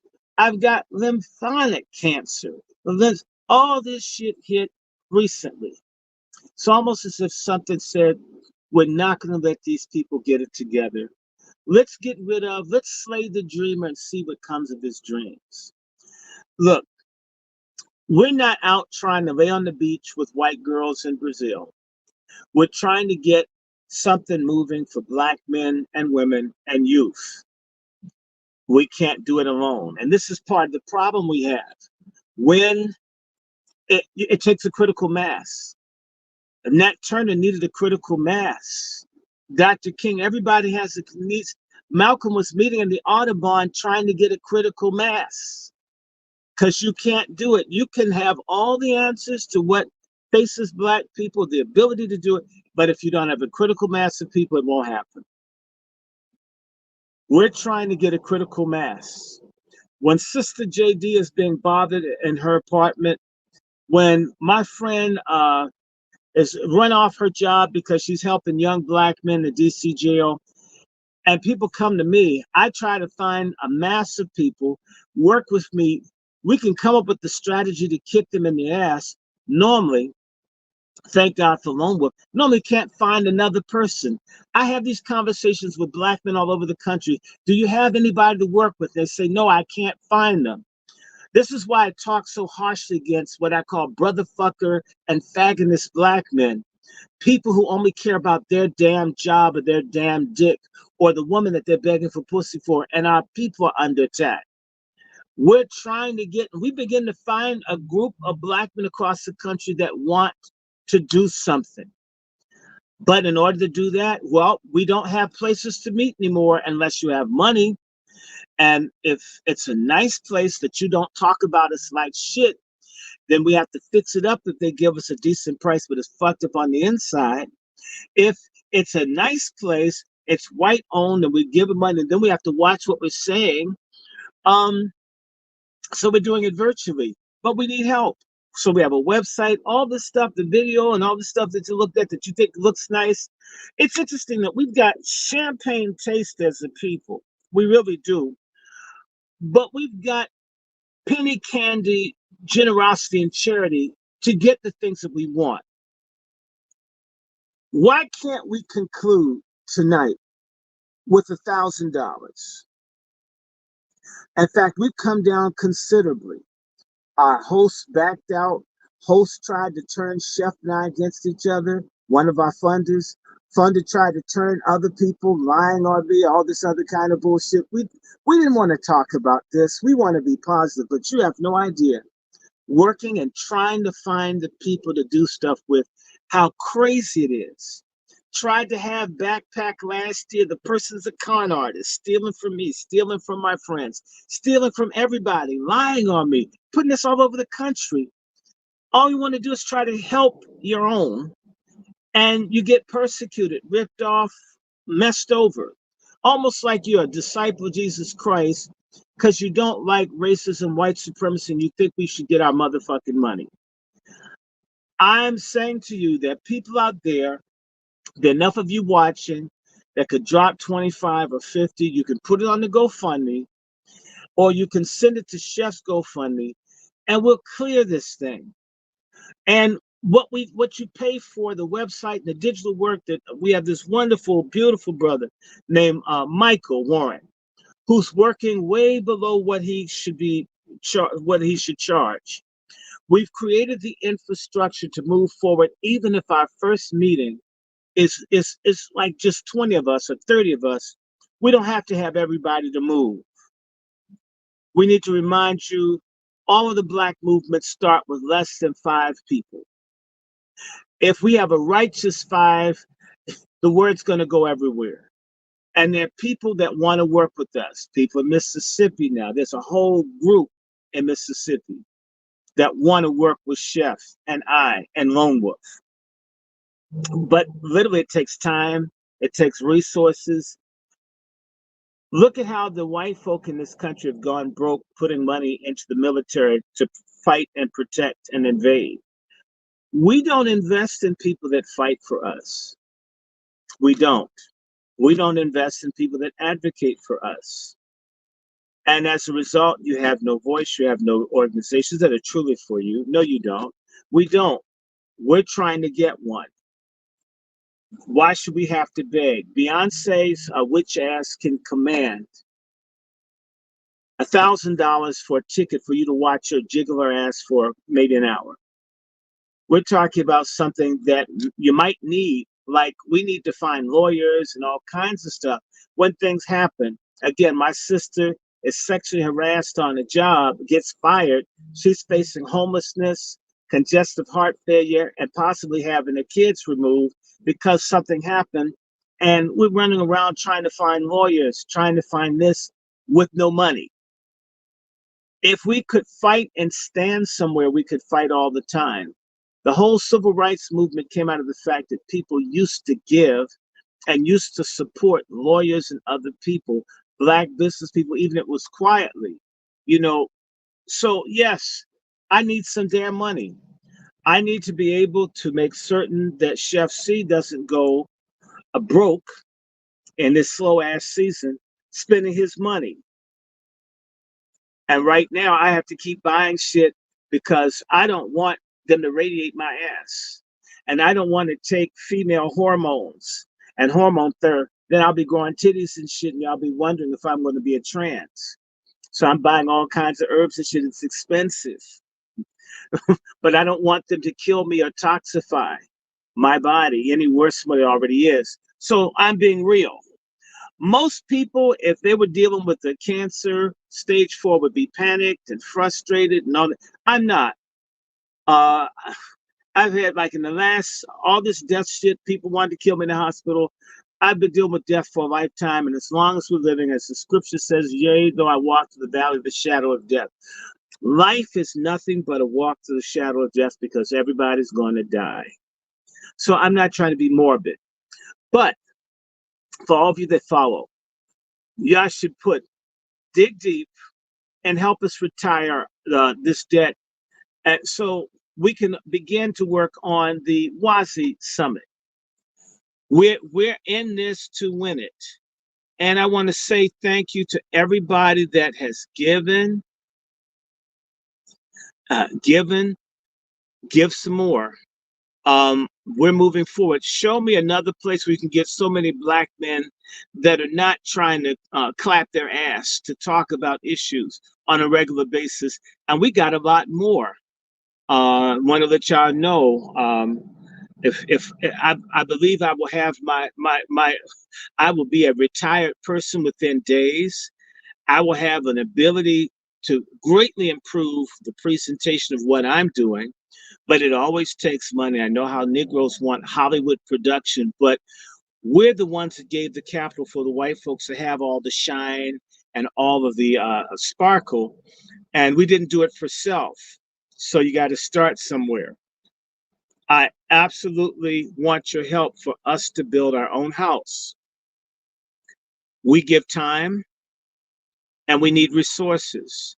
And by the way, I'm encouraged when I see people give, because at least let us know someone appreciates it. The scriptures say where the heart is, there's the treasury.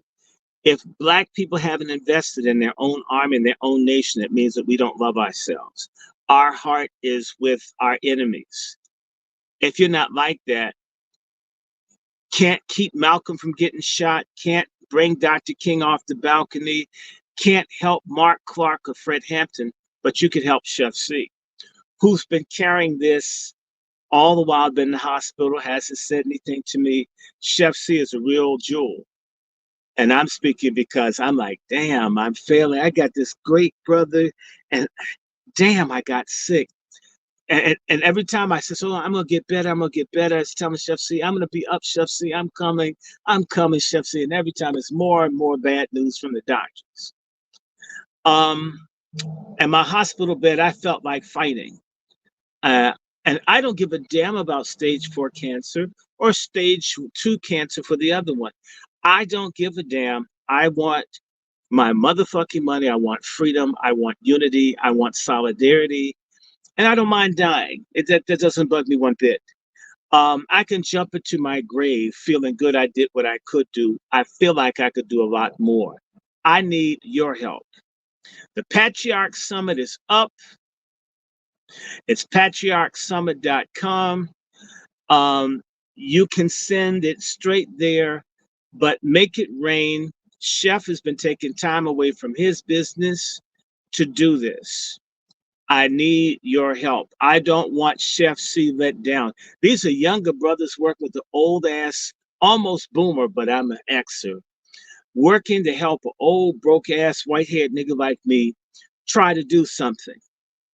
And that's Negro too. As broke as his ass is, be sending me his book money, checking on me. I appreciate the brotherhood. Same thing from Brother Juan, Brother Twizzle, This is the beginning of more than what it seems. I could say this to you. There are a whole lot of niggas, they just talk. They're making money and they're talking. They're not talking about organizing, they're talking about movement, they're talking about their own business. And a lot of what they do is good. I'm not going to criticize. We're talking about doing something and more than that. So the brothers in Mississippi who reached out, who sent me books that want to work with, people are beginning to hear about it. Our people have been let down and disappointed so many times until they're reticent and reluctant to reach out because they can't tell who's fake and who's real. I'm real, okay? And if I told you I have dick cancer, believe your ass I have it. If I told you that I could have been dead, it's real. I'm fortunate to be here. They didn't even tell me how close to death I was when I got to the hospital. But I'm here for a reason. What are you here for? Is this entertainment, or are you serious about doing something? And it doesn't take everybody. There's one person out there that could just take care of $1,000. And we're not even asking for one person to do it. But we've got 48, we got 88 people, and he's got some. I've got almost 100 people watching. Everybody could give 10, or everybody could give whatever, 15, and we'd have something left over. You don't have to travel. All you have to do is plug in. It's all been provided. Patriarch Summit. It's a Salute, brother Dr. Short. Definitely, man. I appreciate you dropping the commercial. Ladies and gentlemen, we're going to take a brief commercial, but again, I want to salute to everybody that's checked in with us, and my brother Black Learn, RD, salute, my brother Freezy from No Captivity. If I miss you, my sister Star, we got Clever in here. If I miss you, drop your name in here. I'll put some more respect on your name. And by the way, we've got to thank our moderators, Sister Star. Absolutely. Sister Quiet Scales, Sister JD, Sister Miriam. In fact, you know what? I'm going to say this to the Black men listening. I mean, it's going to be, I pity the fact that I've got to say this to you. But I know that when we start working with the women, they're going to put the brothers to shame. And I don't want competition between men and women. But why is it, Black men, that it's so much easier to get Black women to mobilize than it is Black men? Why do we run away from greatness? Why is it when there's a problem, if you've ever had a job, you couldn't get a committee of Black men to stand up, yet the illegals come in and they rock and take over and the country can't even speak the language? Why are we such fags? You know, you get drag queens that fight harder for deviance than Black men who are straight fight for the survival of their species. Why are we like this? Well, I'll tell you what, brother Dr. Short, you know, what we're looking for, the kind of justice that our community requires is a proprietary position that Black American men have to take and stand on to the end. But let's take a brief commercial break. That's my position. And then we're going to play that clip from Ricky Smiley. Because, yeah. You mean Dickie Smiley? We'll be right back. Hey, brother Chef, I wanted to touch sir. upon. I sent you some stuff in the email about Huey P. You know, Huey P was a part of the D9, and on top of that, I got it broken down to his frat, COINTELPRO. I definitely wanted to touch upon that lightly, and I sent you some more information to solidify that talking point as well. Copy. All right, we'll touch on that when we get back from the commercial. 370 plus in the building. Make sure y'all like, sharing, and subscribe, and salute to everybody that's checked in with us right now. We'll be right back after this commercial. Keep it locked, family. We have to begin to groom leadership, and we also have to get rid of old school, old Black folk who don't want anyone else. The boomer generation can't die off fast enough for me, a lot of them, because they haven't let the X generation take root. The struggle will now be bastardized. On August 24th, 2024, we are launching the Patriot Summit. You must be there. we are going to save ourselves, our manhood, our womanhood, our children, our community. We need the few that will do. Why not you? We want a few good men and a few good women to join forces. It's the Patriarch Summit. Check our GoFundMe link. Thank you.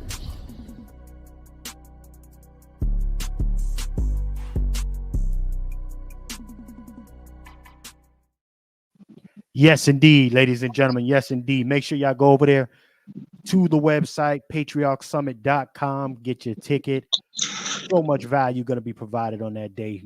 You know, actually some digital tangible assets you can actually print out as well and use from some of our presenters. It's going to be a jam-packed day of value. But with that being said, ladies and gentlemen, let me play this Ricky Smiley clip. Now, this is one of the first people that we got to get into. Pause. Okay. And listen, I'm not even gonna get no big story. Let's get into this thing, y'all. Let's get into this. Fair use. All right, fair use, family. Entertainment. It's the front page on the Ricky Smiley Morning Show. All right, 24 minutes after the hour, y'all got your front page right here. Maria, good morning. Here's what's happening in news. Vice President Kamala Harris and Governor Tim Walz of Minnesota held their first joint campaign rally together in Philadelphia. Kamala Harris praised Walz going down his list of titles from coach to congressman and even military veteran. She ended his introduction, Ricky, saying, and in 91 days, the nation will know Coach Walz by another name, Vice President of the States. Are you excited about Tim Walz? I already know the answer to that question. Always. What excites you the most about him? Just that he's just a regular, like he reminds you of your high school principal. He reminds you of your high school football coach, and he was a football coach that led his team to a national, not national, but to a state championship. And he is just awesome. He's for the people. He stand up for women's rights, and he's a popular governor in the great state of Minnesota, which Trump won in 2016. That state was picked off by Joe Biden, and I think we'll definitely get his state and the state of Pennsylvania as well. Either one of those governors would have been a great choice for Kamala Harris. I'm just sick of the black people on the internet talking about I'm not with her.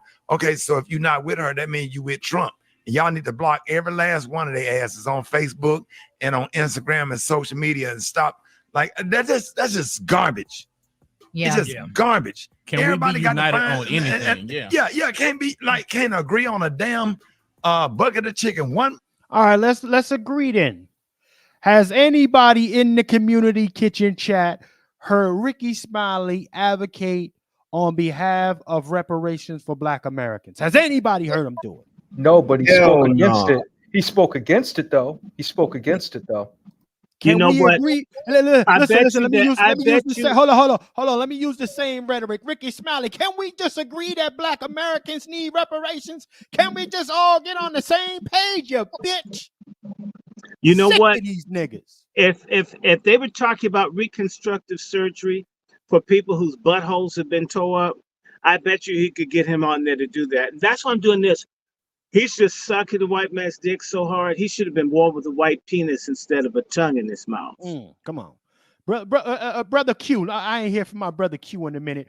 Brother Q, talk to me about this slip and slide, wide glasses, bow tie wearing hoe right here. Talk to me. It's funny that he said what he said because obviously he didn't do any research. I happen to live in Pennsylvania. Pennsylvania is not going to be easy for either candidate to win. Actually, Trump was 2 miles from my house yesterday doing a big rally. They've turned a bunch of counties in Pennsylvania red.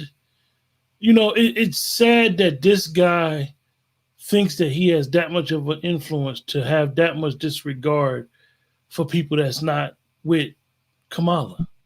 Hold on 1 second, brother. I went to Howard with Ricky Smiley. Come on. Okay, when I talk about all the homosexual ritual, guys licking semen off their fingers when they would do their steps, that's Ricky's class. That's Ricky's group, where the guys would have their your pelvis against the guy's backside. They'd march around and do homo type stuff to the cheers of the sorority sisters. Okay, Brother, he went to Howard with Kamala. That's why he's upset. Kamala, all of them were fucking each other back in the 80s. This is emotional shit. It's not research. They're fuck buddies. They're fuck friends. That's what this is about. The Congressional Black Caucus, it's not they don't talk policy. It's the fucking that goes on after the fashion show and shit's over. That's what these people are about. It's all about fucking. It's not freedom. It's not justice. It's just fucking. It's degeneracy. Their thing is that the other niggas are gonna die. Let's live good until white genocide of blacks happens. Come on, talk. You know, and listen, you touched on the semen shit. That's probably why he's advocating so much for Tim Wise. Look at here, look at here. This is the horse cum nigga right here. Look at Mr. Horse cum drinking a guzzler right here. I'd hate to have him put secret sauce on any food I ate. Pause. But yeah, let's play a little bit more. Let's play a little bit more of this. Brother Q, were you finished with your did you land your plane, Q? Yeah. Okay, yeah. Let's play a little bit more of this thing here. Come on. Person want a hot dog. I always complain. Black folks get on my damn nerves, man. Why everybody making all these celebrities making all these videos going off on Kamala Harris and stuff, and then the black men, Kamala Harris didn't prosecute you and treated you bad in court. I got treated bad in court too, but I'm with her because a vote for her. If you sit at home and you don't support her, you are definitely supporting Donald Trump. You can vote for who you want to, but don't be trying to encourage other people and sit up there and put bad stuff. Where's that same energy for Donald Trump? Where's that same energy for reparations, you coward? Hey, Chef, have you noticed that his voice sounds gravelly? I wonder if he's got some horse cum in his throat. He got something stuck in the back of his throat. Something in there stuck in there. Let me go to Brother Juan real quick. No, actually, yeah, let me go to Brother Juan. Brother Juan, this slip and slide Negro here. Salute to the over 390 in the building. Let's get some more lights up, family. We doing good with the lights too. Let's get some more lights up and share this thing out. We cooking these niggas. And drop some money in the Cash App. We got 1,000. We got to clear that 1,000. And you know what? I'm gonna say salute to everybody. I see y'all hitting the Cash Apps. I see y'all hitting the GoFundMe. I'm trying to organize this. I'll get you. We appreciate y'all. Thank you, everybody that's giving. Chef meets it. Chef's gone in the hole. And shoot, I ain't too proud to beg. I'm in the Temptations. And we need it. And we're going to need it for the next thing. And I know the sisters are going to come through. Okay, let's keep talking about this sorry ass nigga, man. Yeah. Let me go to Brother Juan. Brother Juan, talk to me, sir. Let me do a disclaimer. Yes, sir. I don't know Ricky Smiley, but that's a slip and slide nigga there. Go ahead. But I know a real slip and slide. But I know weak men. Come on. There you I go. can sense a weak man miles away. And so here it is. You talking about just vote for her because of what? Because she's black? Because she's female? Not black. She's Indian. Melanated. Yeah. Because she's melanated? Okay.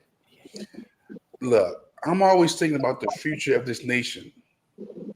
I'm always thinking about where we are going. And I cannot imagine Kamala in the Situation Room giving directions for this country. We got 2 wars going on and proxy wars going on right now. And you're going to tell me that you feel comfortable with Kamala Harris giving instructions on the survival of this nation? That Donald J. Trump is the worst person when he's already been at the helm for 4 years? Yes. See, the disrespect I don't care for is you're treating a man who already had the position like he's never had the position. You know, and you know what, Lone Wolf? Let me say this. What's Kamala going to do? Give Putin or Xi Jinping a hand job? This is more than fucking some stupid black guys or some white guys in the basement of City Hall. This is a little bit more than giggling and doing blowjobs. This is about the survival of a nation. Yes. And a whole being a hoe, maybe she's good at it. So look at how far she's gotten, the big, powerful jaws she's got. But that doesn't make her a stateswoman. She's not Margaret Thatcher. That point. In fact, frankly, I think Megan Thee Stallion is smarter than she is. I had a call from Tanzania today, and the guy that I know, I went to Howard with, had a buddy who worked for Kamala Harris when she was district attorney. And he said that Kamala Harris was such a dishonest person. She hated for people to look her in the eye.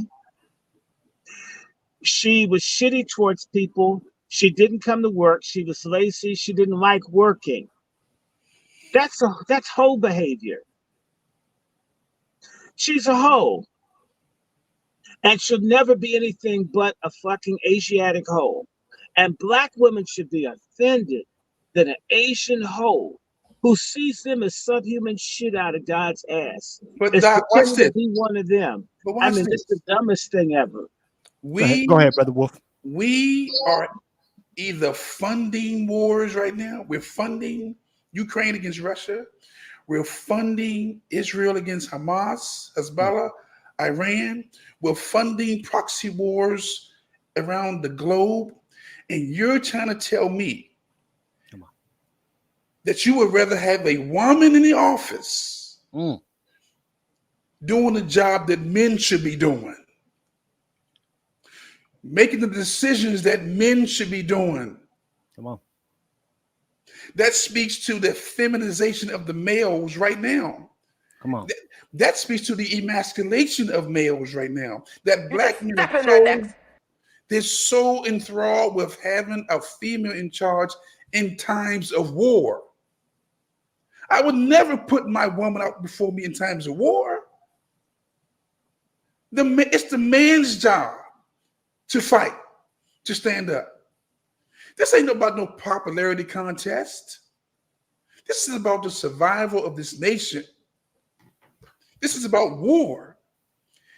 And I can't in good conscience vote Kamala Harris in, knowing that the survival of this nation is at stake. This not about being no first black female, nothing. No first black woman of color, nothing. This is about the survival of this country. Come on, cook. Okay? So if you want to shame me for saying I'll choose the other person, or I'll just put my own name in it, because I know where I stay right now. It's a Democratic stronghold. So remembering, the Electoral College wins. They are the ones who select the presidency. We've had two political races the last couple of years where Hillary got the popular vote, okay, but she lost the presidency. Right. It's the Electoral College family that wins this, okay? But no, me in good conscience, I will not sit back and be comfortable with Kamala Harris at the helm of this nation and the survival of this country. Come on. No, I'll take my chances with somebody else. Well, you know what, ladies and gentlemen, let me go to the brother Negro. What say you on this first portion of what Ricky Smiley is saying, brother Negro? What say you on the first portion of this, sir? I watched the whole thing. I'm annoyed by it. This dude is definitely an issue. I'll go as far as to say that anybody a part of these D9s is an extension of COINTELPRO, hands down. One of the things that I wanted to touch upon was about that guy. You mentioned Huey P, right? Or my man, he was a part of one of those frats as well. They're claiming him in the book. And one of the things that I'm looking at is that they put that man in that organization to monitor him. And at the end, that was the end of his demise. Yeah. And then when I start looking up to some of the things that's up today, I sent you some articles from Fox News 32 from Chicago, them partnering up with the FBI. Then you have the NAACP, which is like an extension of the D9s, and them partnering up with the FBI to hide out on cold cases, which is I think they're called cold The, contact the, cases. the HBCUs work with the CIA and FBI. Yes, they do. Howard started working directly with the CIA in 1999. I know because I got taken to the CIA as the prime student that they wanted to go to the CIA. I'm just telling you. I ain't saying October 1999, I was on the George Bush campus at the CIA. Nice. Of course, I got blamed for Howard students refusing to take photographs as a photo op for the CIA. They blame me for ruining the CIA's project for Black youth. I mean, all I did was say I didn't want to take a picture. Well, I'm not telling you shit I don't know. I was at the fucking CIA. No doubt. Mhm. Salute to the 410 plus in the building. Brother Negro, go ahead. You got the flow. Yeah, and these guys, they're also like these frats. They're up in my campuses that I go to, and they are. I look at when we talk about opposition, right, and ops, right, and I really think as a community we need to change our framework about that conversation. It's no longer just an individual.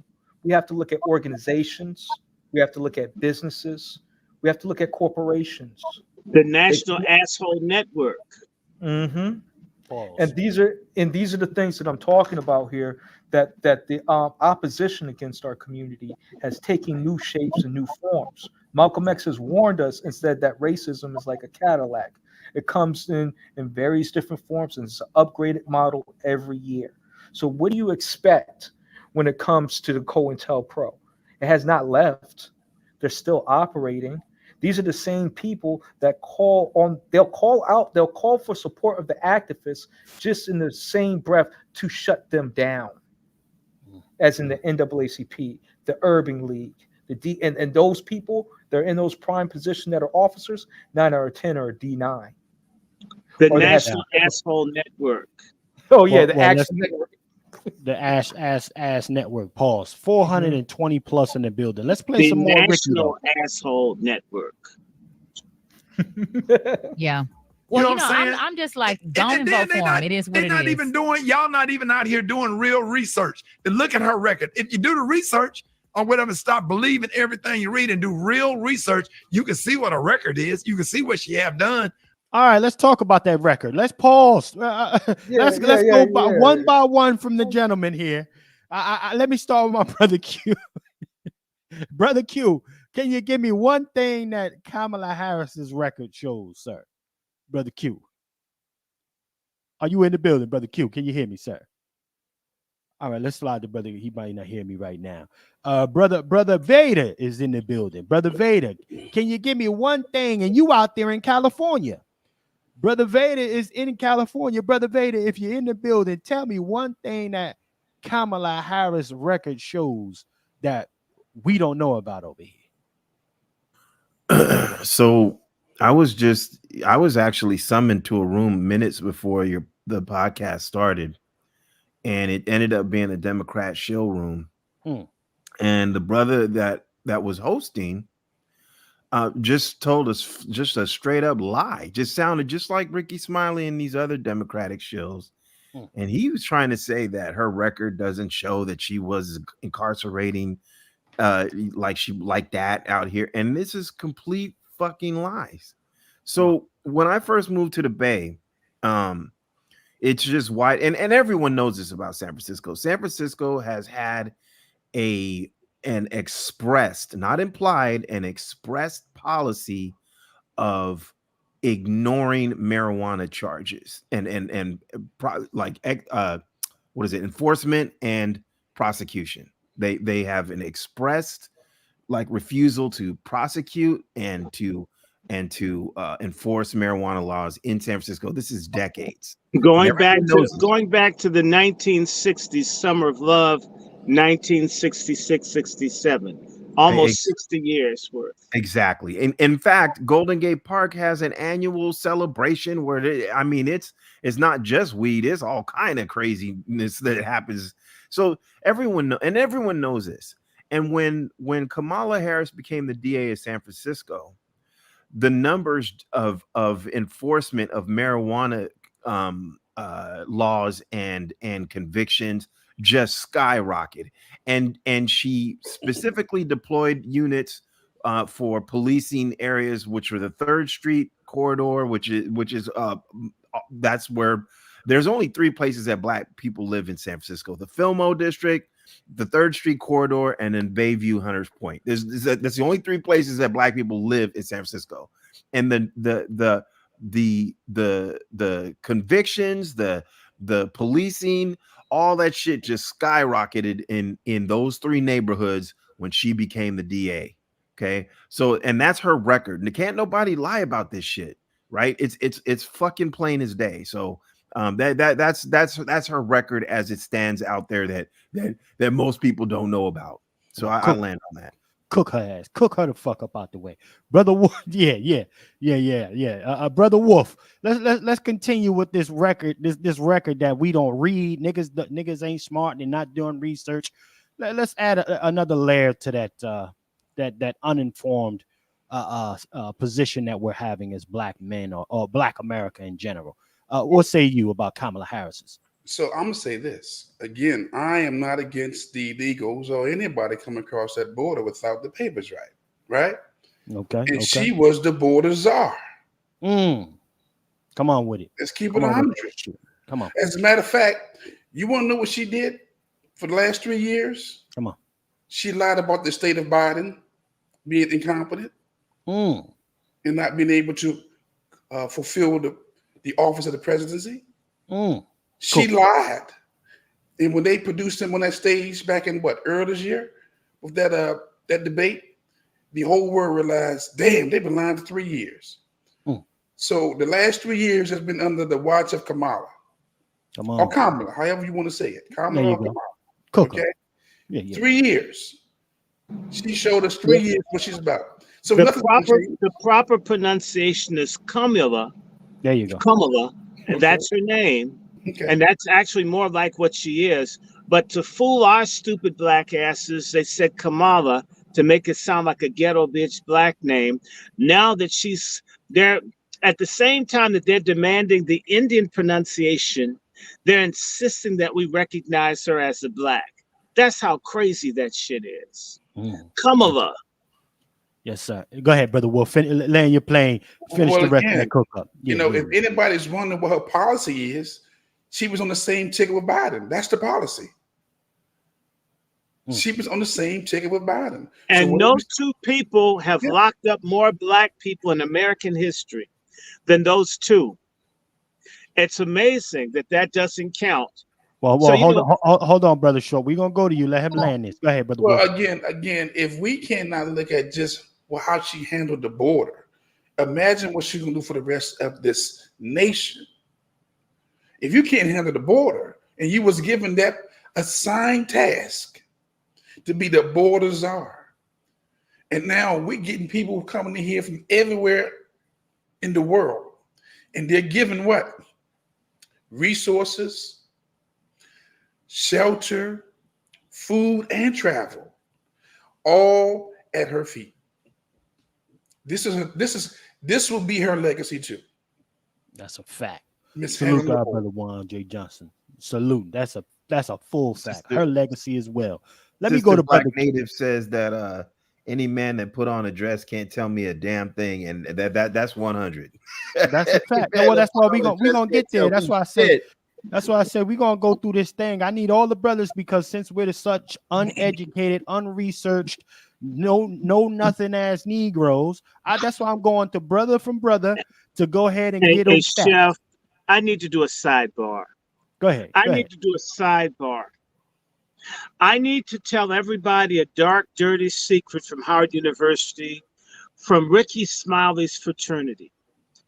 Back in the mid to late 80s, there was an HIV/AIDS epidemic among the Omega Psi Phi fraternity, where the guys both got HIV/AIDS from fucking each other and from giving it to their girlfriends, lying about their sexuality and infecting people.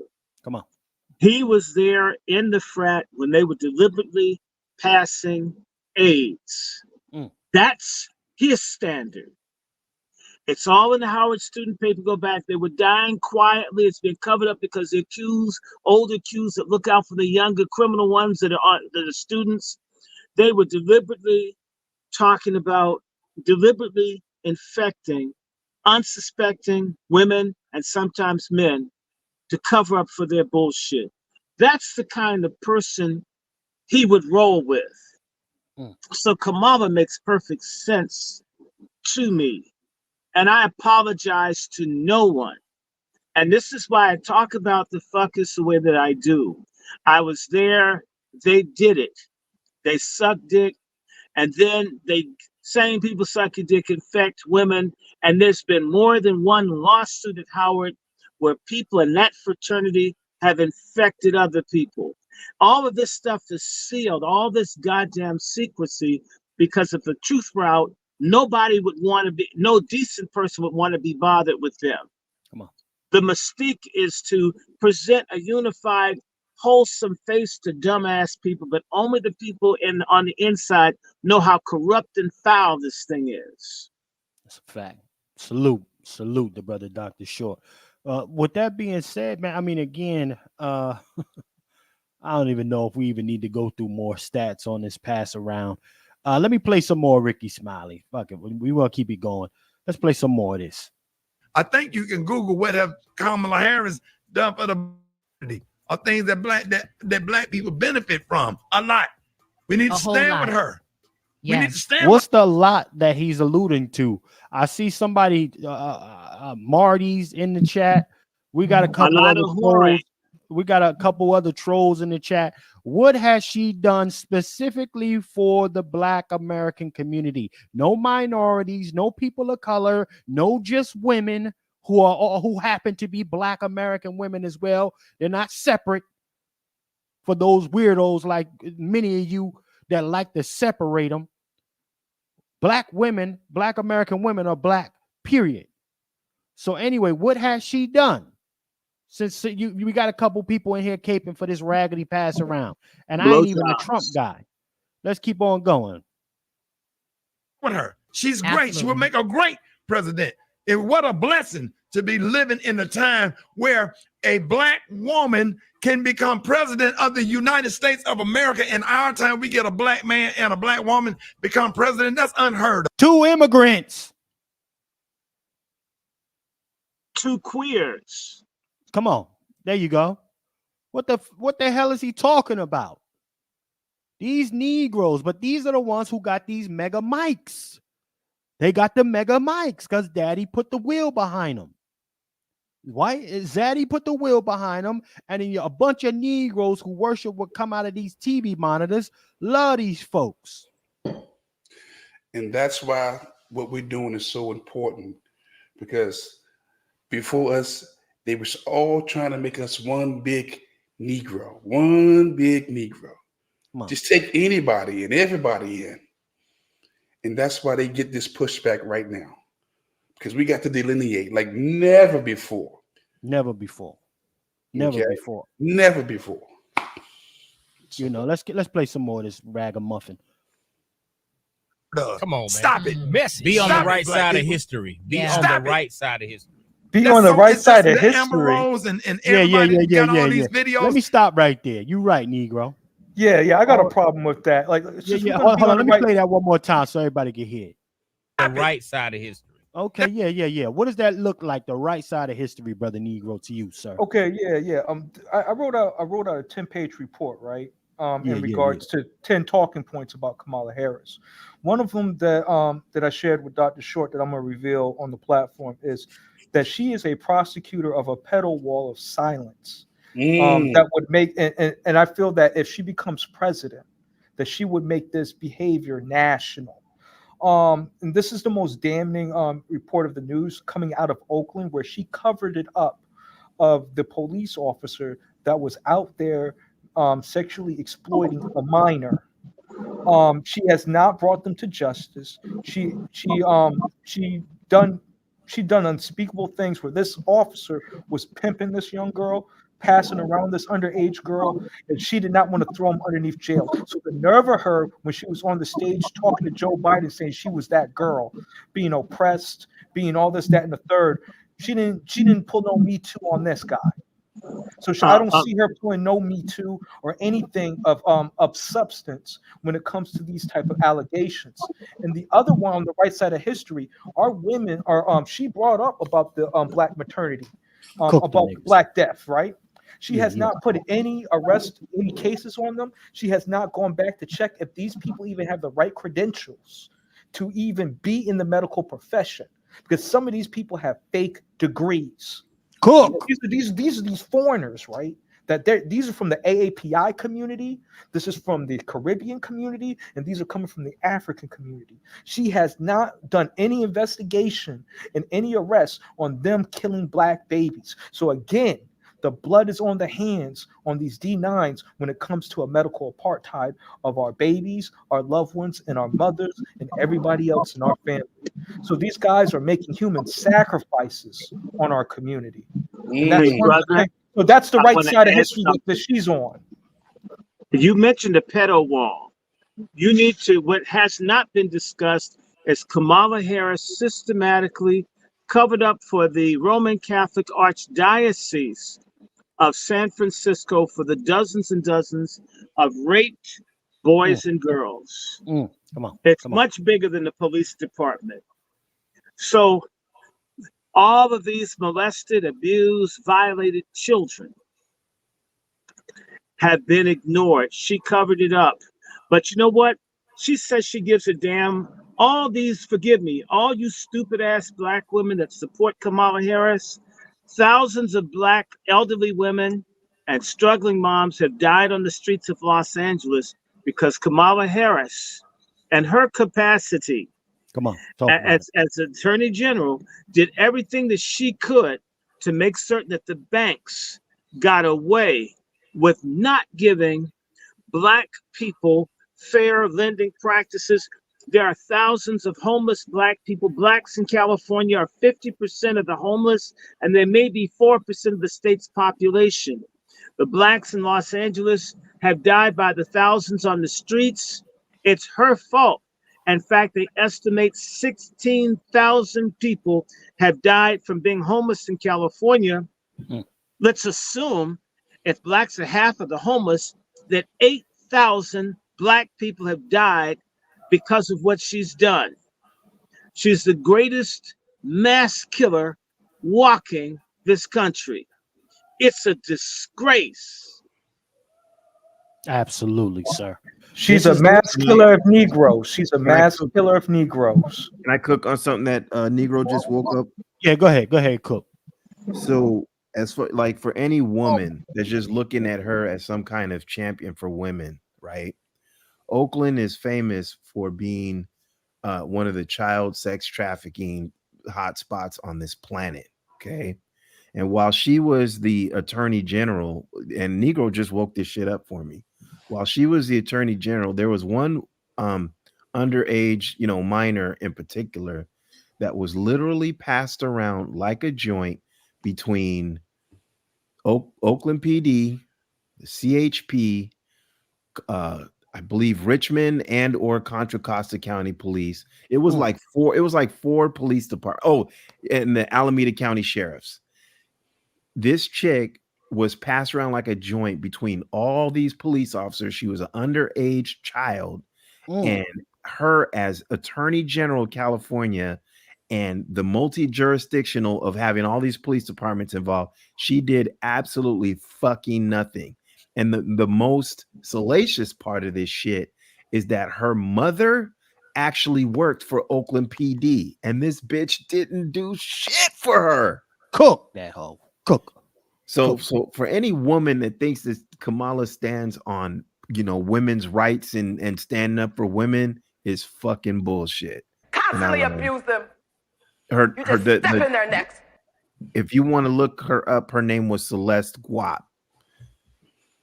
And the crazy, so when they're talking about the right side of history, what are they talking about here with this lady? This lady runs she supports oppressive regimes.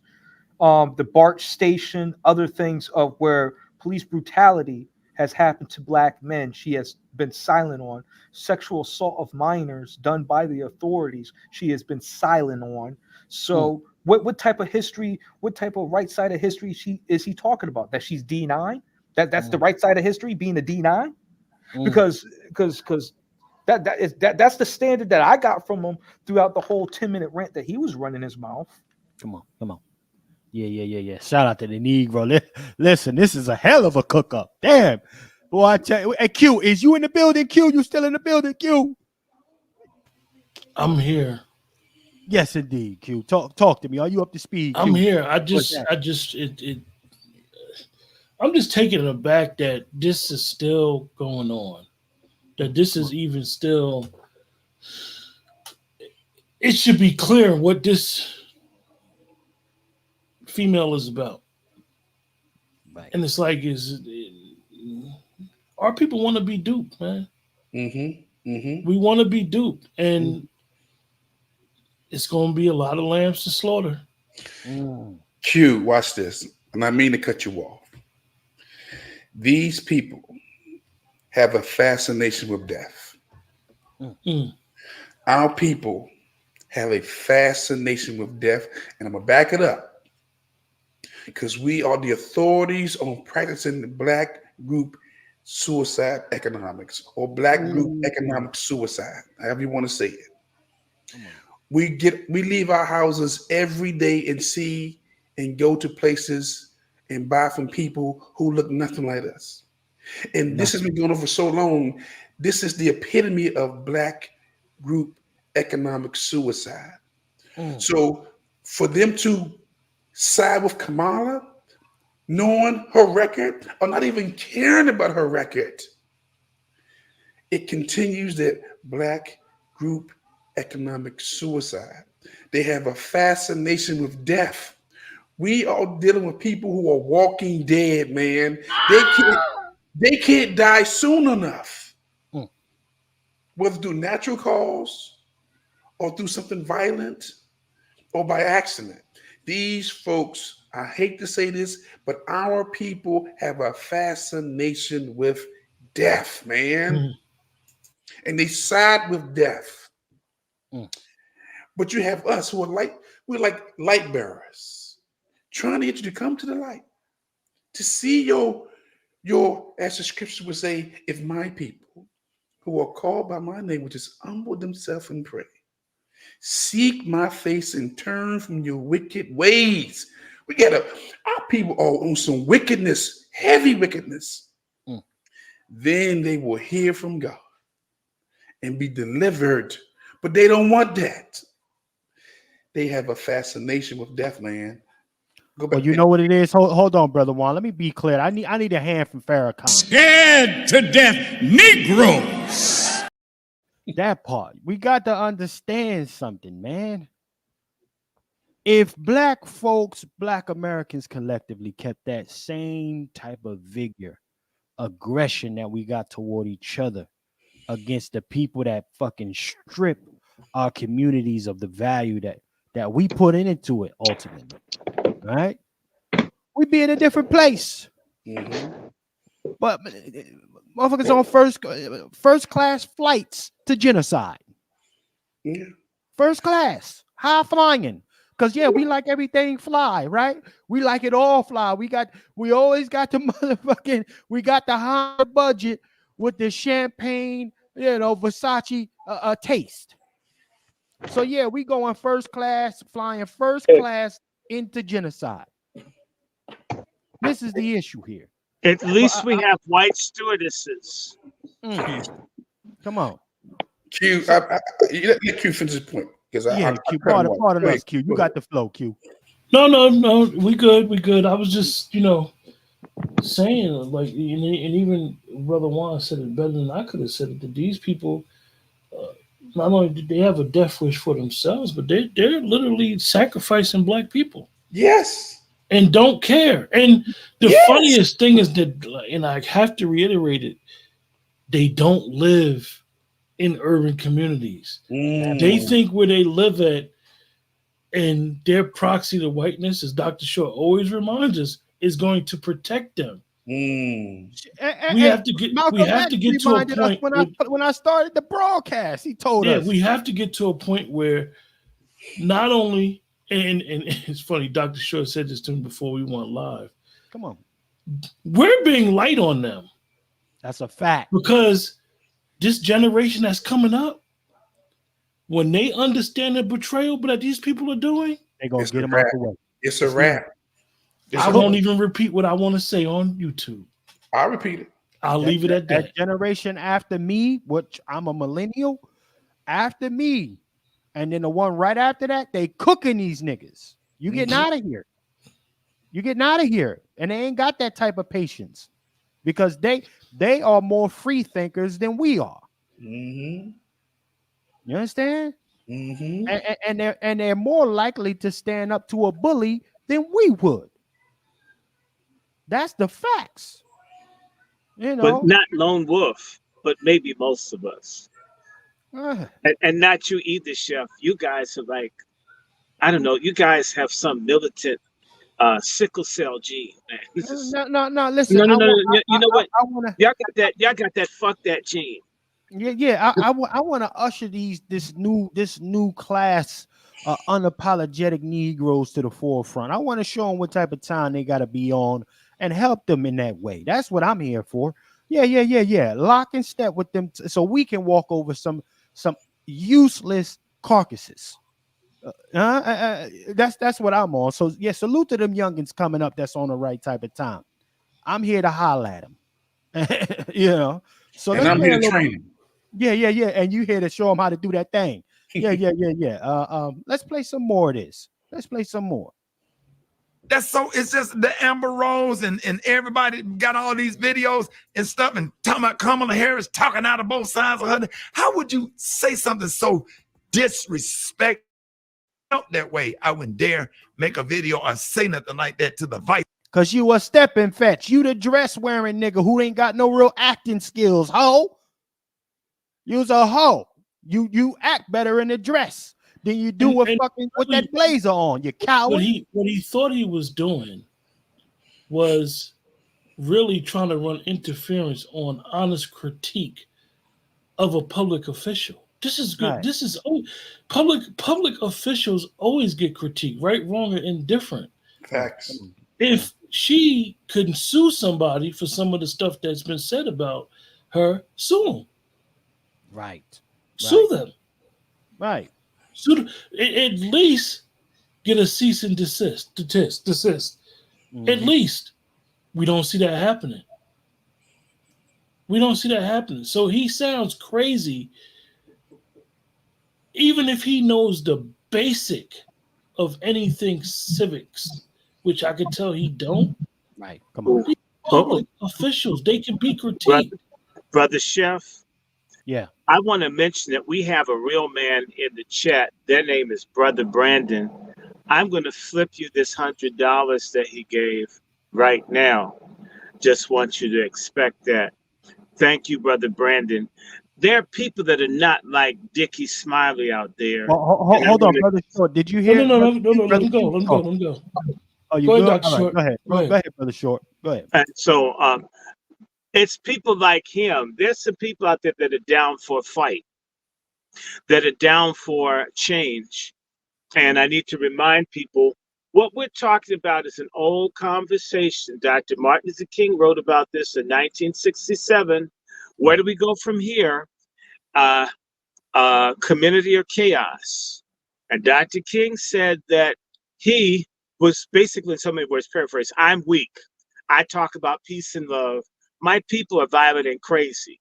When they really get angry and they really want to eat and they're tired, they're going to shove me aside and rip you people.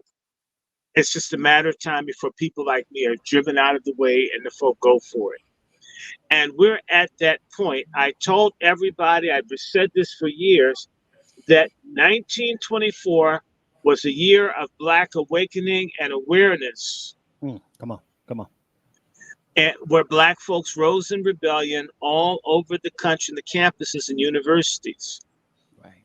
And that was 100 years That was a year before Malcolm X was born. It was what is it? Dr. King's born 29. It's 5 years before Dr. King was born. It's a year before Malcolm was born. And what you need to understand is that the century of the Boule strangle is gone. And that same cycle of rebellion against, and they were rebelling against the Boule. They were rebelling against the Boule in 1924.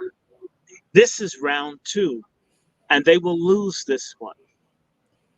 Because back then it was very few people fighting on remote HBCUs. It wasn't the kind of struggle.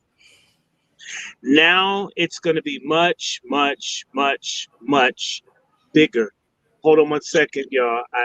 So put me on mute for a second. Not a problem. Salute. I just want to say salute to the over 500 plus in the building with us right now.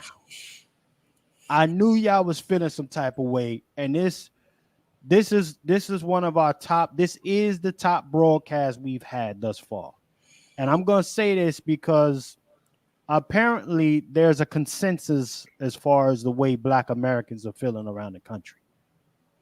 For this many to come in and tap in on this broadcast, that means y'all not beat for the bullshit, the shaming tactics, the old. It's not happening. However, this outrage per se can't be limited to internet, ladies and gentlemen. It can't be limited here. You got to take it, and you got to take that outside. You got to take that outside. Let them know what type of time it really is. Field Negroes versus house Negroes. These chucking and job, bought and paid for niggas need to understand. You're not going to keep getting away with it. No more. No more. Let me play some more of this slip and slide ass nigga here. Vice President of the United States of America that's trying to stand up and that's going to possibly pick 2 United States Supreme Court justices or whatever to try to keep the laws in place that Thurgood Marshall and all of the people that have paved the way and try to redo and get back into some of this settled law, women's rights to choose, your voting rights, and Brown versus the Board of Education. Should do your homework. Black hold people. Up. Let me just tell you something right here that could be very historic. And Kay pointed this out. Don't tell us about no damn homework. Them brothers that was out there, you forced to fight them damn forest fires for all them rich white folks when they were supposed to be out of jail and trying to rebuild their families because you locked them away for so goddamn long, you heifer. We're gonna stop letting these cats. What is he talking about? What is her lineage? What is her lineage, man? She looks like a blue veiner. And another thing that needs to be addressed is this women's rights thing. We got to understand that what the Supreme Court in their decision of Roe versus Wade is they returned it back to the states where it rightfully should have been in the first place. So nobody is taking women's rights. It was returned back to the states. But the very foundation of the case is that a Black man raped a white woman. Exactly. The very thing about this is killing Black children. And speaking of that, while we're talking about this sorry ass thing, this just came up. Multiple police officers have come forward stating that Kamala Harris is 100% intoxicated in a video clip and would have been charged with a DUI if she had been behind the wheel of a car. She's a drunkard. And I can tell this sorry ass bitch with the cheap Korean beauty parlor weaving her hair. I don't know who she sucked on to get on the radio. That's right. They pick a particular type of woman. They're low. They have no virtue, and so your little light skin, you sucked a little dick like Kamala Harris. I can see why she's with her because you've done the same thing. I'm sick and tired of this whole thing of us pretending that all these women work and study hard and they're all professionals. There are a whole lot of women slinging pussy to get opportunities. Talk. Come on. When they get in a position of authority or whatever, they're just as shallow. They're just as shallow as their butthole is. They're stupid. They're tramps, and they're dangerous. They may be smart, but they're not intelligent, nor are they educated. And they hurt us. And our race is replete with people who have fucked somebody for a job. Now, it's one thing to be harassed on a job. It's another thing to use your sex to move you around. And I've seen way too many at the HBCU and everywhere else of less than competent women give their bodies to get somewhere where they weren't truly qualified. And she impresses me. Look at the goofy look on her face. Yeah. And we as Black men are so busy looking at bus lines and asses. We don't take 2 minutes to look at the brain of the broad talking. Okay. This kind of woman is cunning. They're deceitful. They're disloyal. They're scum. Dress good, but they're full of shit. And anytime you sit up talking about all these Black women dying from breast cancer, Black women get, according to certain people, about 40% of the abortions in this country. Black women get about 40% of the breast cancer in the country. Nobody talks what you can. They know that this is killing Black women. And you know what? These stupid ass fraternity bitches don't care that it kills. They don't care one damn. I can tell you because I was a lobbyist. And we used to go and we used to beg these Black women in Congress to speak up for Black women. We're men begging women. It's a fucking lie that women are more sensitive or empathetic as a collective than men. There are some women that are sensitive and empathetic, and there's some that are not. That's the same way some men are beater, abuser, assholes, and a lot that are not. I hate feminism because it puts a filter and you have to look at every woman as qualified and believable. No, women fucking lie. I got my ass beat because some white bitch said I lifted up her dress when I was a kid. Didn't touch. That started my life off with some female lying. And no evidence, nothing, get punished anyway. My father, stupid ass, went to his grave never apologizing for beating me for listening to a white girl's dad accuse me of some shit. Nobody else admitted that I did. This is part of the problem in our community. When we have to have a standard for Black women, and as long as Black men think that having no standards for women gives them easier access to sex, if that's true, and we have no standards now, why are so many Black women dyking and fucking every other group of men than us? Come on, damn it. Yeah, Get yeah, out yeah. my face. Let's just don't even try to talk to me. Let's keep this thing going in here. Salute to the 530 plus in the building. Damn it. The people are speaking. Somebody make sure this get out to Ricky Smiley, Steve Harvey, Dia Hughley, Roland Martin, you hoe. I can't stand that Jigglypuff ass ascot wearing fucking owl head ass. I can't stand that dude. You mean he's a fucking great. He's a moist, great pumpkin-looking ass nigga, man. They need to put him up with Charlie Brown and Snoopy. He does look like the Great Pumpkin. He looks like a rotten pumpkin that missed the Halloween sale. Look at his complexion. Look at him. I look better come out the hospital than he does. He's natural and dresses and shit. How come you never see Miss Roland Martin? Come on. Maybe because hold on, brother. Marriages and shit. Brother Short, he went outside. He went outside about 5 years ago, and them boys ran his goofy ass off the block because he don't belong outside. He's a house Negro, an honorary one. Pause. He's one of them. He got to stay in the house. He gotta stay in there because you come out to the grass, it's your ass. Pause. Let's play some more of this. Out to me, if Kamala Harris is elected, she would be sworn in. She could be sworn on in MLK Day by the first Black Supreme and Court, possibly by Ketanji Brown Who Jackson. give a flying fuck?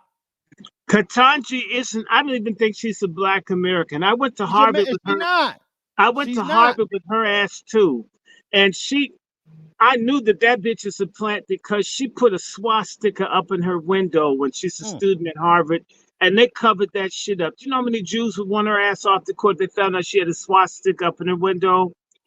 See, they covered it up. I sent people to Harvard to try. They removed it from the school paper to cover for her ass. Right. I was there. I remember the silly, goofy bitch. This is not a W for Black America. Nobody give a flying fuck about who swear who in and what fraternity you're coming from. Black America. Hey, don't forget about the Lockheed. Don't forget about the Lockheed Martin, where she blocked payment for the people that deserve it the most. Come on, shit. Let's play some more. Yeah, my memory is long about Miss Ketanji Brown. I ain't fooled with the dark skinned beauty. I ain't fooled by it. Let's play some more of this. Wow. Does that not give you chills? Come on, stop it. Does that not send Maria? Just make your whole body vibrate? Maria, oh my I can go deep into What's that. supposed to give a nigga chills? Reparations? Yeah, I agree. Where is it then? Let me play this stupid fucking moron. Let me play this. Jackson. Yeah. Does Stop that it. not give you chills? Come on, stop giving me chills. Does not let me just Hold on, tell you something. Now, we're supposed to, again, I want y'all to hear these jigaboos tell you what's supposed to be giving you chills as you paying astronomical inflated numbers, interest rates, your rent going up, all type of shit. What's giving us chills? Let's hear it from these goofies. Let's hear it. Right here that could be very historic. And Kay pointed this out to me. If Kamala Harris is elected, she would be sworn in. She could be on sworn in MLK Day by the first Black Supreme and Court possibly woman by justice. Ketanji Brown Jackson. Yeah. Does Stop that not give you chills? Come on, stop it. How does that change any of y'all situation around the country? Anybody? Yo, he sounds like Ricky sound like that fat choir director, the moist one. Stop it. Stop it. No, bro. Oh, you mean he sounds like the one at West Angeles Church? But let me just say this to you. The reason that this is so impressive to them is that these people are into style, not substance. They don't really care about what matters to us. They're trying again to get white acceptance and basically coon, not Black respectability, but coon respectability. There you go. That's what they want. And it's my mission, and it should be yours too, to stop it, to make them fail. In fact, if all of us don't support Kamala and she fails, the white liberals are going to talk bad. See, a lot of you, I don't know if you guys as old as we are, I remember when Hubert Humphrey and McGovern and these other Democrats lost the national races in 68, 72, and 74.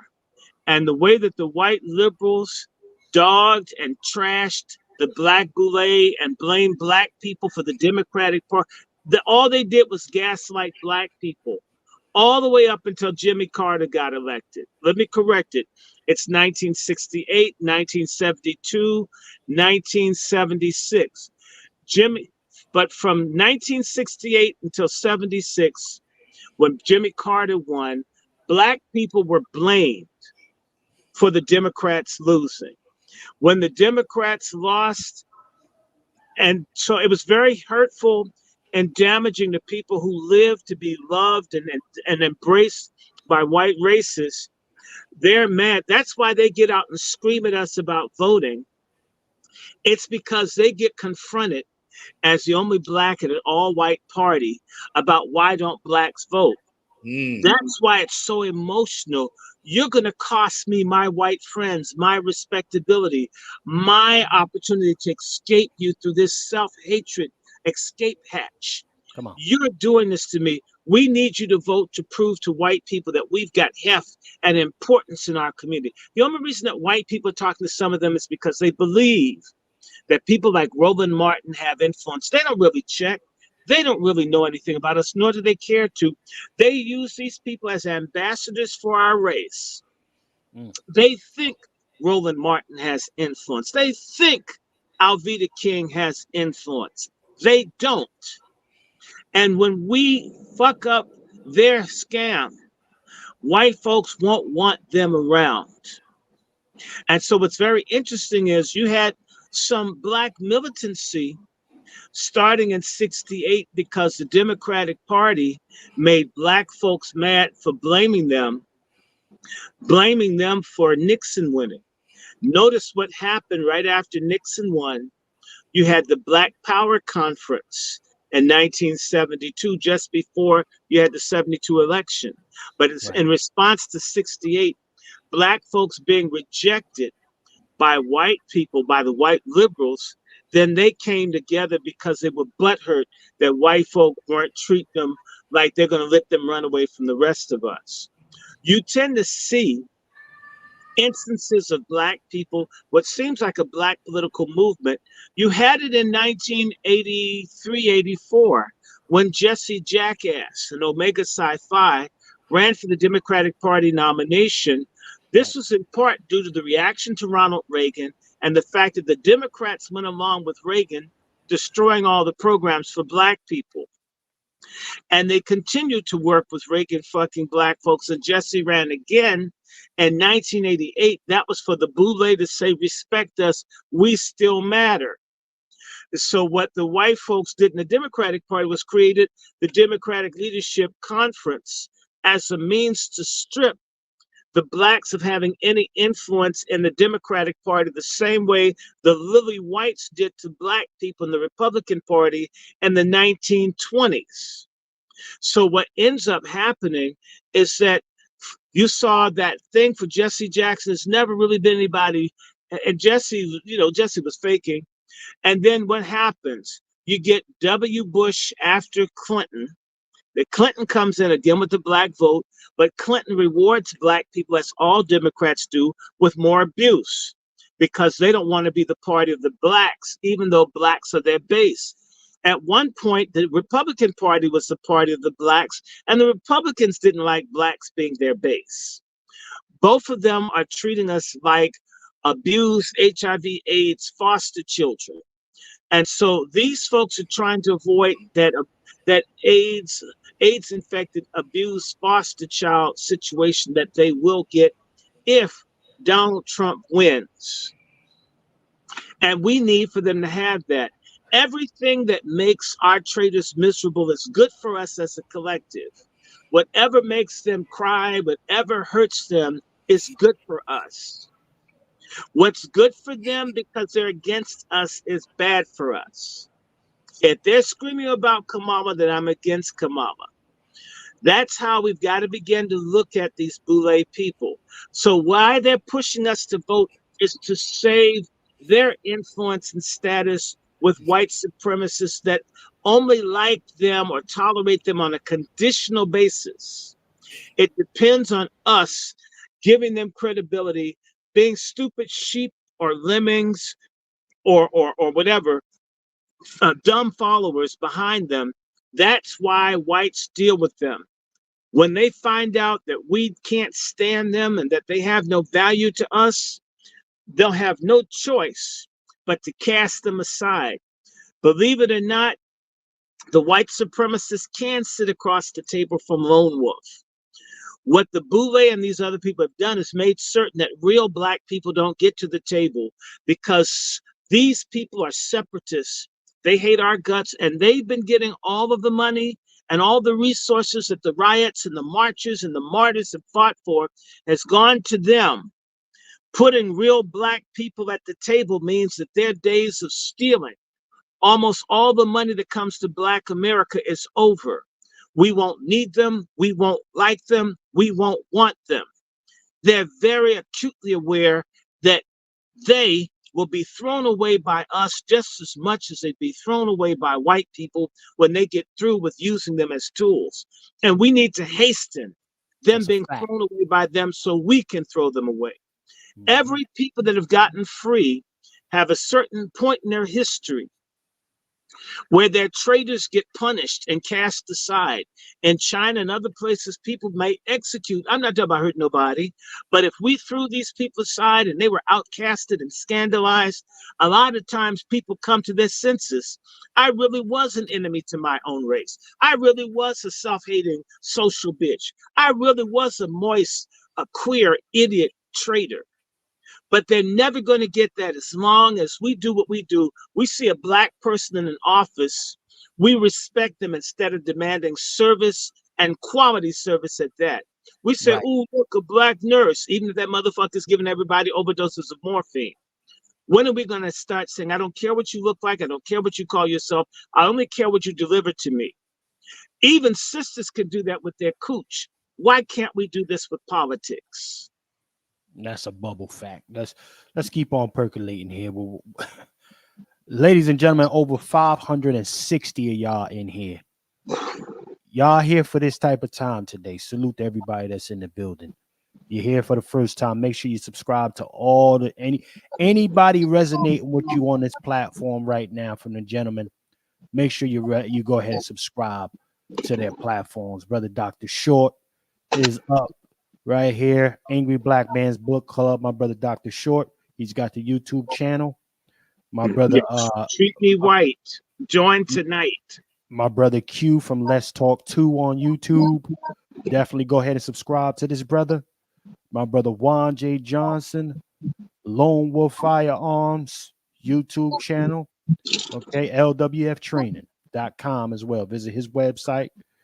Then you got my brother Negro.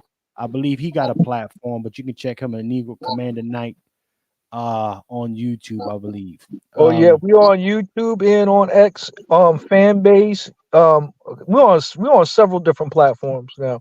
We will be making our way to Rumble too. So I will be seeing y'all soon over there once I get things organized. Yeah, they can't keep the Negro down. They can't keep the Negro down. Let's play this though. Hold on. Then I got my brother Vader Base. Hold on, let me see something. Somebody's loud. There it is. Okay, go ahead, brother Vader. You were saying something? I was saying we absolutely got to move to the Nostr protocol as well. That's where we're going to be able to speak uncensored and unshadow banned. So we got to move. We got to find out about it. We got to move to it, and I'll give you more about that later. Salute to my brother Vader Base here. Let's play a little bit more of this, y'all. I'm going to be wrapping it down very soon. I'm talking about maybe 30 minutes or less. We wrapping it down, but let's play this. Brother Chef, are we going to run a part 2 about this? We might have to because it's a lot to cover. It is a great deal. But I'll keep everybody posted. Let's play this. Does that not send Maria? Just make your whole body vibrate. Maria, oh my I can go gosh. deep in the net.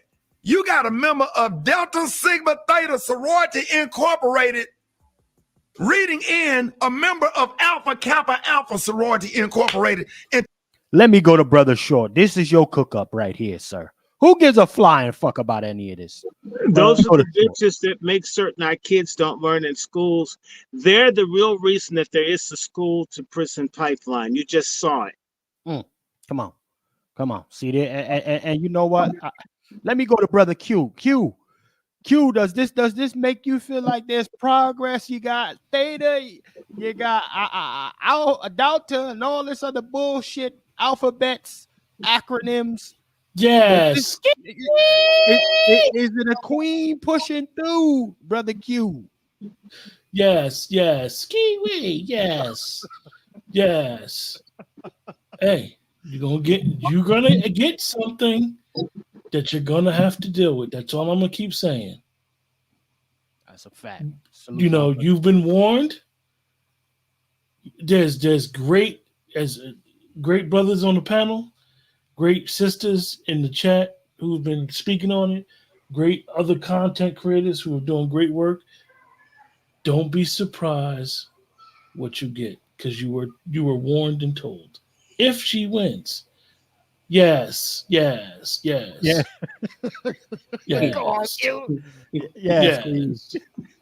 And I'm gonna land my plane on that. Salute to Brother Q. Brother Wow, what say should I play a little more of this track? What say you? Is this you pushing through? Are you with the sisters pushing through on this one, Paul? So I'll say this. If your organization or your affiliation is not focused on the survival of our collective, then it's worthy of just going inside the trash. If what you're a part of, what you're associated with, does not help or provide for the existence of our people, why am I even taking part in it? Why? It doesn't make sense to me to promote something that's been quiet about the survival of our people. I mean, like you said, where are the deltas? Where are the AKAs? Where are these divine nine when it comes down to the abortion of babies, of our children? Where are they at when it comes down to our economics? They're in agreement with Planned Parenthood. They support Black genocide. I keep saying it. We're so fucking stupid as a people.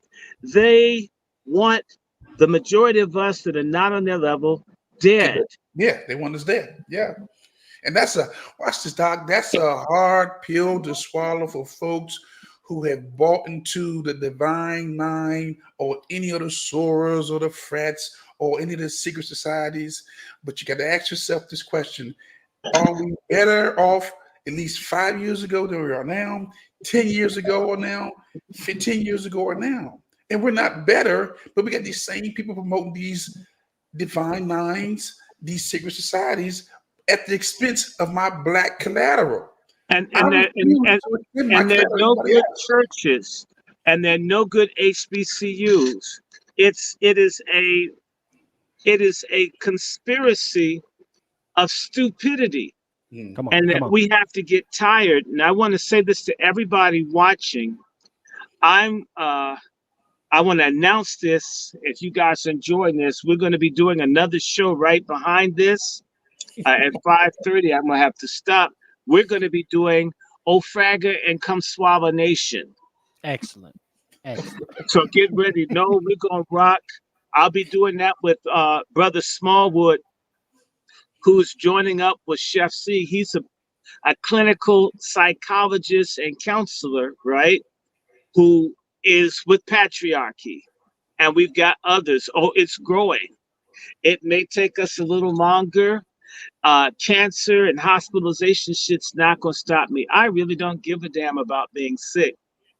I give a damn that we win. Okay? Like, shoot, I felt good in bed saying, fuck Kamala. I said that with damn IV on, and I don't got one now. So you know I want to say it. We are going to push this. So, by the way, if you don't watch the Angry Black Men's Book Club, we're up on the Salt channel since I'm taking a sabbatical from Salt, not a sabbatical from Jesus. We're on all of our platforms, and it looks like, what's this? StreamYard is allowing me to broadcast. We absolutely have to talk about Kamala in detail. So I want y'all to join me because Chef needs a break. He's been working 7 days a week. I mean, he works almost as hard as Kamala's jaws, and he needs a break. So he's going to wind down. But if y'all are liking the vibe of this, everybody on StreamYard, I'm simply going to wound this shit back up and load another program. So I can sign off here, but I just want to remind everybody, dirty knees make great VPs. Say it. Dirty knees make great VPs. Cool. Well, let's get ready to wind this thing down, ladies and gentlemen. Again, those clips, y'all can find a lot of these different clips, y'all. If you want a part 2, you gotta leave a saute pan or one in the chat for a part 2 of this. It's just a lot to cover, y'all. It's so much to cover. And but we do want to say thank you to everybody who has supported the broadcast. $ FTS49. Hit our GoFundMe. Visit patriarchsummit.com. Ladies and gentlemen, I'm gonna start from the right to the left. Let me go to my brother Negro. Brother Negro, sir, let them know how they can get a hold of you. What you got coming down the pipeline, brother? Salute. Patriarchy Summit. See me there on the 26th. We'll be online, live in effect. I am working on some other projects. I'll keep you guys posted on that. Finishing up grad school. I'll have my master's in upcoming December. It's going to be law school. It's going to be definitely law school. Oh yeah. I'm one of those book reading Negroes that they said that. Oh, he's just doing too much research. He's just doing too much reading. Yeah. I'm one of those type of guys. So yeah. Law school is definitely something going to be in the winds because I don't see any of these lawyers really advocating for us like that, nor are they interested or motivated like that. So that's just the sad reality of where I'm getting at and what I've been seeing lately. So, like they say, don't cry about it, do something about it. That's a fact. Salute to our brother Negro in the building. That's a bubble fact for my brother Negro. Salute to him in the building. Let me go to my brother Base, man, the creator, the founder of the Base app, Black American Supply and Security. Let me make sure I'm saying that right, brother Vader. Correct me if I'm wrong, sir. It's Black American Service and Supply, but I'll take what you're saying as well. Yes, sir. Yes, sir. Yes, sir. It is the Base app, and I'm gonna be hosting a space later today. Negro and I were supposed to sync up, and I'm gonna host a space and get him going on the beta test. And anybody that wants to join, just look out for that space. And then you can support by cash apping us at Vader Base, base spelled like the instrument that you see on the screen, VADERBASS. And then if you'll indulge me, I have a joke for Dr. Short that I heard a long time ago when I first moved to the Bay Area. Okay. He reminded me of this joke. This gay dude was talking about Polk Street loafers, and I'm like, why do you keep saying Polk Street? What are Polk Street loafers? And Polk Street Polk Street is where all the trannies are in San Francisco. Hey, yo, and the loafers are knee pads. So when he said dirty knees, that reminded me of that shit. Oh man, that's Tavis Smiley's block. I think that's his block he's running up on right now. Yeah, we gotta get Smiley some Polk Street loafers. Salute to our brother. He don't got no dimes in the loafers either. It's pennies. He getting pennies in them loafers. Yes, indeed. Ricky Smiley, brothers. Ricky Smiley. Let me go to my brother. Let me go to my brother Q from Let's Talk too, ladies and gentlemen. Q, man, let him know what's shaking and popping coming. I'm here, man. I'm here. I don't know. I can't say, but all I'm gonna say is, man, over and over until this election, you're gonna hear a lot of stuff. You're gonna hear a lot of celebrities, entertainers to try to tell you who to vote for. None of us have told you who to vote for, because really the reality is that if you don't have a black agenda, we ain't voting for you, period. So at the end of the day, protect yourself. Facts. Salute to our brother Q from Let's Talk. Yes, indeed. And ladies and gentlemen, our brother Juan J. Johnson. Sir, let them know what's coming down the pipeline, how they can get a hold of you, everything. Again, you can go to lwftraining.com. That's lwftraining.com for your firearms needs. You see me on these streets on YouTube and on Twitter or Social X. I have been wiped out of Facebook, so I'm trying to do a new thing. I mean, completely took me out of Facebook. You talking that shit now? Got to get you up out of it. But yes, sir. But what I would want to say to the people is this: we're in some very dangerous times. See, I listen and I be around white folks, and white folks are ready to fight. And the ones who are watching this, they know I'm telling the truth. See, in my circle, in my corner, we talk about shit hitting the fan. When the shit hit the fan, that's SHFT. Come on. Okay. And I know as Black Americans that y'all ain't ready for this.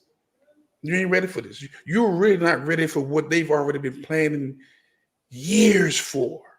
I'm talking about they have been planning for this on both sides. Don't let these liberals convince you that they ain't got guns.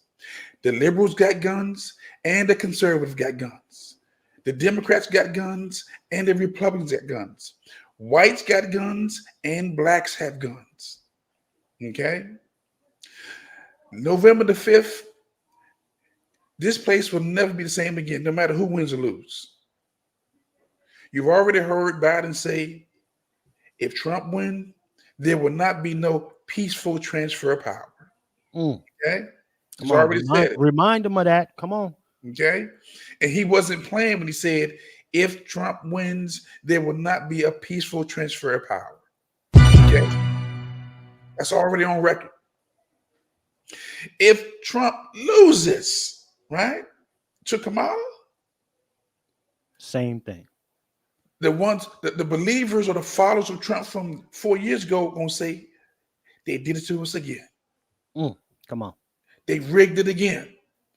Because they're gonna say these words, it's nowhere in the world that she can just be the lowest in the voting poll. And then when they put her in and now she's neck and neck, and if they believe that she stole it, I'm telling you on everything I love, you need to get you some training. It may be too late to do some survival training because, again, that takes sometimes years to do. But you need to have something in your houses, in your possession. You need to learn how to operate a firearm, whether it's a shotgun, whether it's a rifle, whether it's a handgun, or maybe you got to learn how to use a knife. Okay, but you got to be able to protect yourself and your family, maybe your community, your city, your county, and maybe the nation. It's just that serious. I'll land my plane with that. Have a great day. Enjoy the program. Most definitely, ladies and gentlemen, our brother Juan J. Johnson. I'd like to ask. Hold on.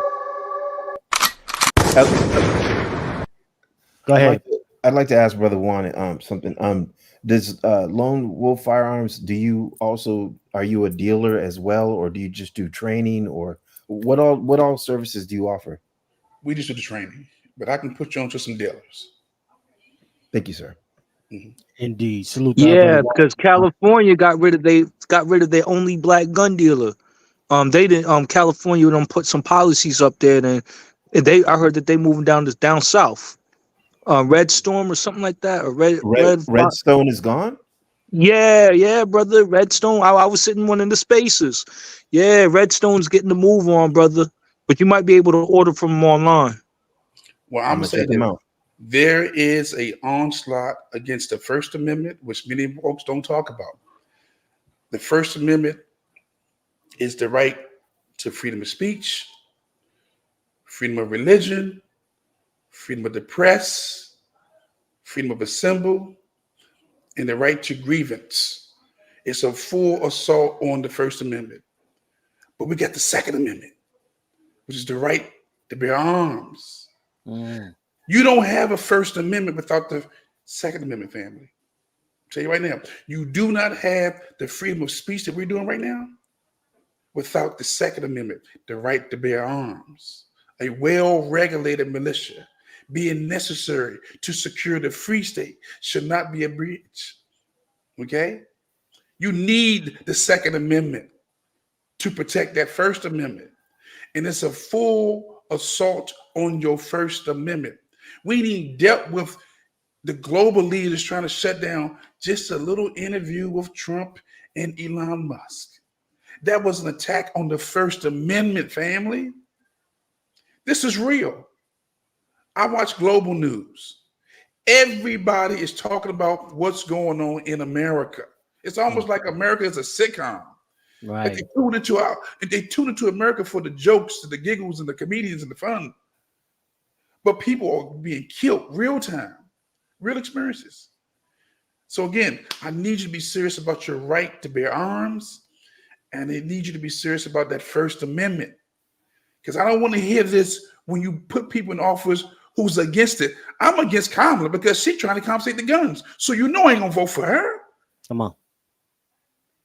I'm not gonna vote for her. You trying to take my gun over my living body because I ain't dead. Okay? So that's off the break. That's off the table.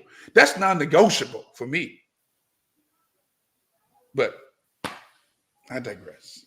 Salute to all the brothers that's in the building, man. Let's get ready to shut this thing down, ladies and gentlemen. This was a phenomenal broadcast. Phenomenal broadcast. Y'all came packed in here for these niggas. If you want a part 2, Drop it in the community kitchen chat. Make sure you support the program as well by hitting the Cash App if you're catching a playback, $FTS49. I want to say a major thank you to all of y'all who come through and always support us and ride with us. And if you're here for the first time, don't make it the last time. You share this out, whether you like us, you hate us, whatever it is. Let them know. There's some Black American men out here around the country that's off their knees. We don't know how to get on our knees. That's never been our forte. And there's some sisters who share that same sentiment. And let these fucking Bolton paid for house Negroes know you don't speak for us. So with that being said, I want to thank everybody for joining me here today. And remember, in a system of white degeneracy, you stand for nothing, you fall for anything. My name is Chef C, and I'm out.